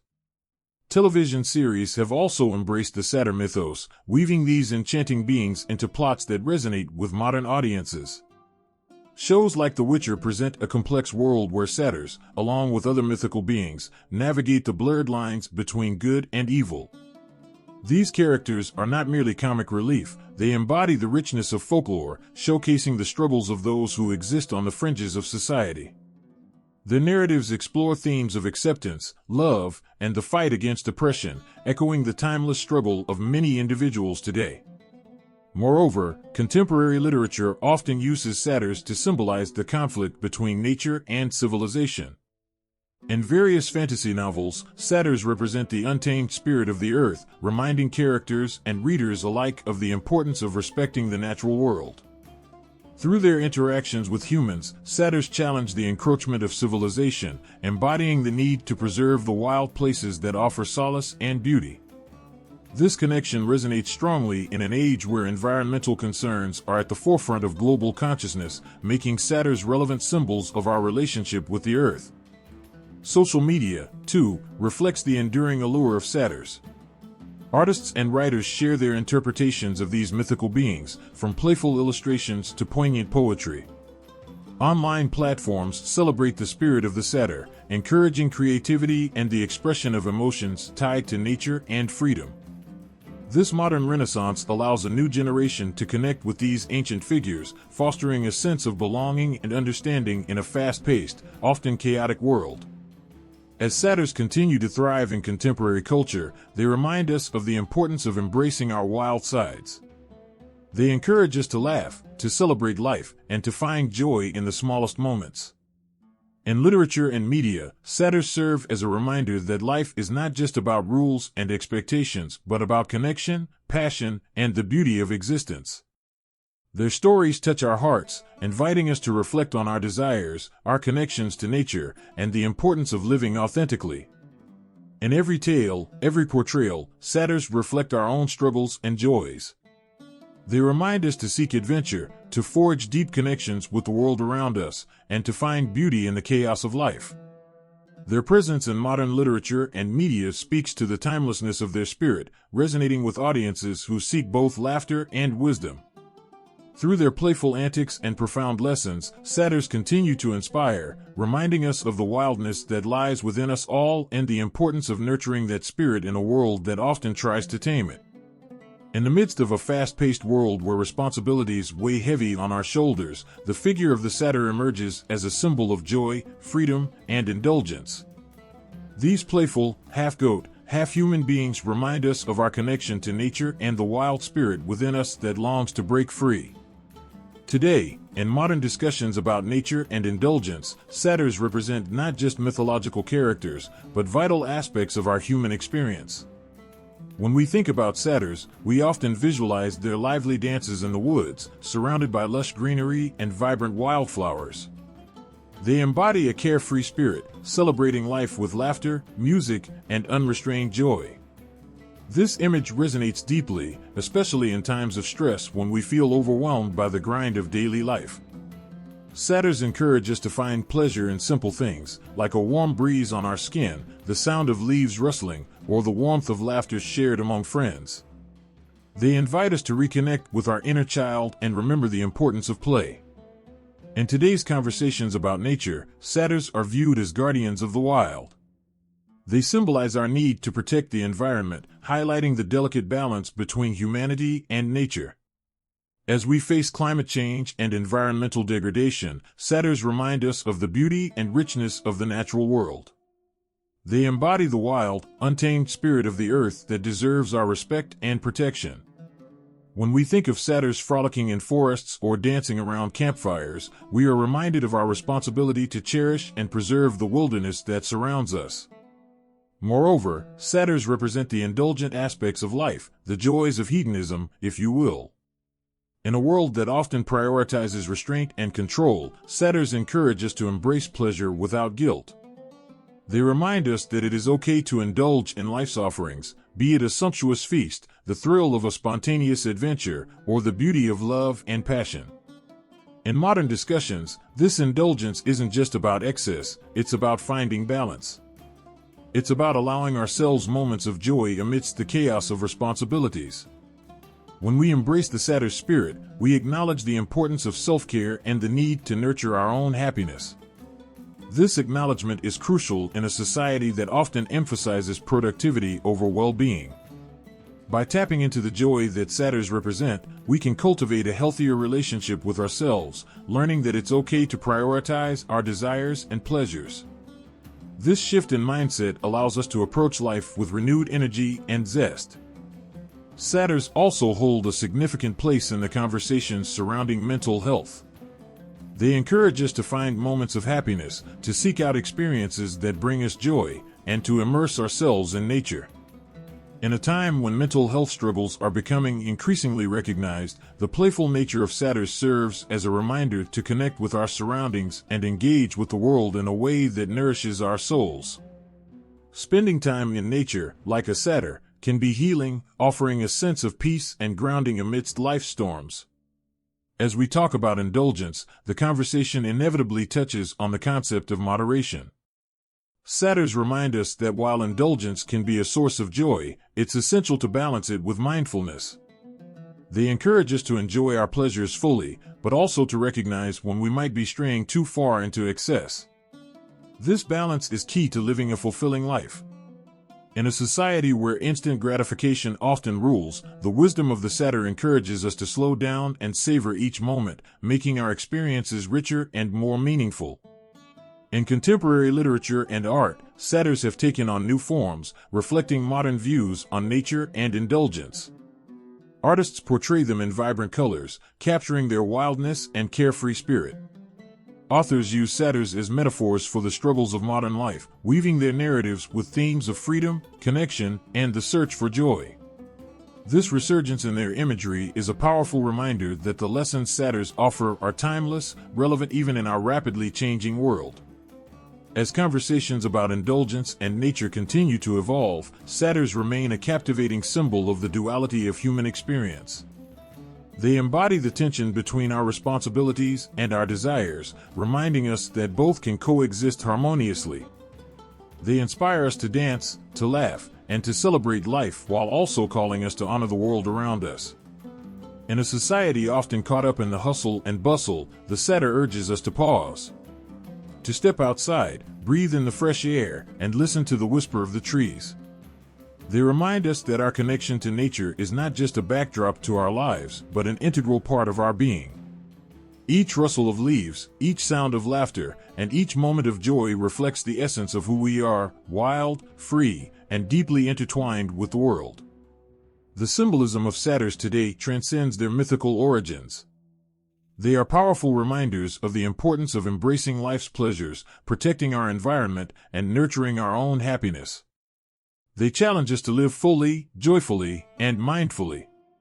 In a world that can sometimes feel overwhelming, the spirit of the satyr serves as a beacon of hope, encouraging us to reconnect with our true selves and with the vibrant world around us. Through them, we find the strength to live authentically, celebrating both our wildness and our humanity. In every corner of the globe, stories of mystical beings who dance on the fringes of nature weave together the tapestry of human culture. Among these enchanting figures, the satyr stands out with its captivating blend of human and animal traits, representing the wild spirit within us all. But as we look beyond the familiar tales of Greek mythology, we find that the essence of the satyr lives on in various forms around the world, echoing similar themes of nature, freedom, and indulgence. Take, for instance, the faun, a creature from Roman mythology that shares many similarities with the satyr. With its pointed ears and goat-like legs, the faun is a playful spirit of the forest, often associated with fertility and music. Just like the satyr, fauns are often depicted as lovers of nature and revelry, dancing under the moonlight and celebrating the beauty of life. The stories of fauns remind us of the joyous moments in our lives when we feel truly alive, surrounded by the sounds of nature and the laughter of friends. They embody the idea that life is a celebration, urging us to cherish every fleeting moment. Across the Mediterranean, we find the figure of Pan, a central figure in Greek mythology who resonates deeply with the essence of the satyr. Pan, with his goat legs, horns, and the enchanting music of his flute, is often seen as the god of the wild, shepherds, and flocks. His spirit encapsulates the very heart of nature, embodying its beauty and chaos. He invites us to embrace our primal instincts and revel in the unrestrained joy of existence. When we think of Pan, we picture sun-drenched meadows, the sound of water flowing in streams, and the exhilarating feeling of freedom that comes with being in nature. He reminds us that, much like the satyr, we are part of a greater whole, connected to the earth and the rhythm of life. Traveling north to the Celtic lands, we encounter Cernunnos, the horned god of nature and fertility. Cernunnos is often depicted surrounded by animals, with antlers on his head, embodying the harmony between humanity and the natural world. He represents the cycle of life, death, and rebirth, reminding us of the sacred connection we share with all living beings. In his presence, we feel a sense of belonging, as if we are woven into the fabric of the earth itself. Cernunnos invites us to pause, to reflect on our place in nature, and to honor the spirits of the land. In a world that often feels disconnected, he calls us back to our roots, encouraging us to nurture the bond we share with the earth and its creatures. Across cultures and time periods, these mythological figures share more than just physical similarities. They embody the same core values that satyrs represent. They remind us of our intrinsic connection to nature and the importance of living in harmony with the world around us. They encourage us to embrace our wildness and indulge in the pleasures of life, whether through music, dance, or simply being present in the moment. The stories of these figures evoke emotions that resonate deeply within us. When we think of the playful antics of the satyr, the enchanting melodies of Pan, the nurturing presence of Cernunnos, and the light-hearted spirit of the faun, we feel a sense of joy that transcends time and space. These characters remind us that life is not just about responsibility and duty, it is also about celebrating the beauty of existence and finding moments of pure happiness.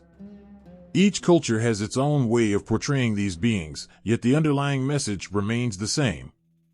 Whether it's through the carefree dances of the satyrs, the soulful music of Pan, or the wise guardianship of Cernunnos, these figures resonate with our shared human experience. They teach us that indulgence and nature go hand in hand, encouraging us to explore the depths of our emotions and the heights of our passions. As we embrace the spirit of these mythological figures, we are reminded to honor the wildness within us and to seek joy in every corner of our lives. In a world that often pulls us away from nature, their stories beckon us back to the wild places, to the forests and fields where laughter and music echo through the trees. They inspire us to connect with our surroundings, to feel the earth beneath our feet, and to let our spirits soar in the embrace of nature. The beauty of these myths lies not only in their captivating characters, but also in the universal truths they convey. They remind us that we are not separate from nature, but an integral part of it.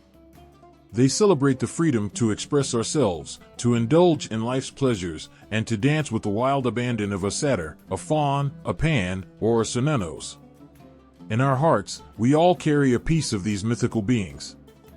When we laugh, when we dance, when we feel the warmth of the sun on our skin, we tap into the same joyful essence that these figures represent. As we share stories, sing songs, and celebrate life with those we love, we become part of an ancient tradition that honors our connection to nature and the wildness within us. In a way, we are all satyrs, fauns, and Pan, creatures of joy, laughter, and unrestrained delight. In the end, the satyr and its counterparts across cultures serve as beautiful reminders of the joy that life offers. They are not just characters from myths, they are reflections of our deepest desires, urging us to live fully, love deeply, and revel in the wondrous dance of existence. As we share in this eternal celebration, we find ourselves connected to one another and to the world, a tapestry woven with laughter, love, and the vibrant pulse of life itself.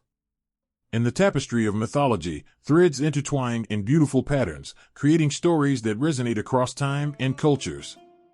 At the heart of this rich weave lies the figure of the satyr, a creature that embodies both the wildness of nature and the joy of indulgence. The satyr is not just a standalone figure, it has influenced and been influenced by various mythologies, weaving its essence into the very fabric of human experience. When we think of the satyr, we often picture a half-human, half-goat being, full of mischief and revelry. This image, however, is just one brushstroke in a much larger painting. The satyr's roots in Greek mythology are deep and intertwined with other figures like Pan, the god of the wild, and Dionysus, the god of wine and festivity. These connections highlight a shared theme, the celebration of life, nature, and the ecstatic joys of existence. This celebration is not limited to Greek culture, it resonates in various forms across the world. As the Greek world interacted with other cultures, particularly during the Roman Empire, the satyr's image began to blend with local traditions and beliefs. In Roman mythology, for example, the faun emerged as a counterpart to the satyr, embodying similar traits but often appearing more gentle and nurturing. This transformation did not strip the faun of its connection to nature. Instead, it deepened the relationship with the earth, emphasizing a balance between joy and responsibility. The faun encouraged people to appreciate the beauty of nature while also respecting its power, embodying a wisdom that the satyr often lacked in its wildness. Traveling further north, we encounter Cernunnos, the horned god from Celtic mythology. With his antlers and connection to animals, Cernunnos shares themes of fertility and nature with the satyr. Yet, he adds layers of spirituality and mysticism that enrich the understanding of these wild beings. Cernunnos represents the deep connection to the earth, reminding us that life is cyclical and that we are all part of a larger ecosystem.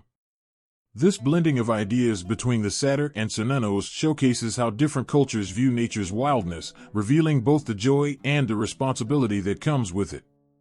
In this dance of ideas, the satyr also found a place in various folklores and tales across Europe.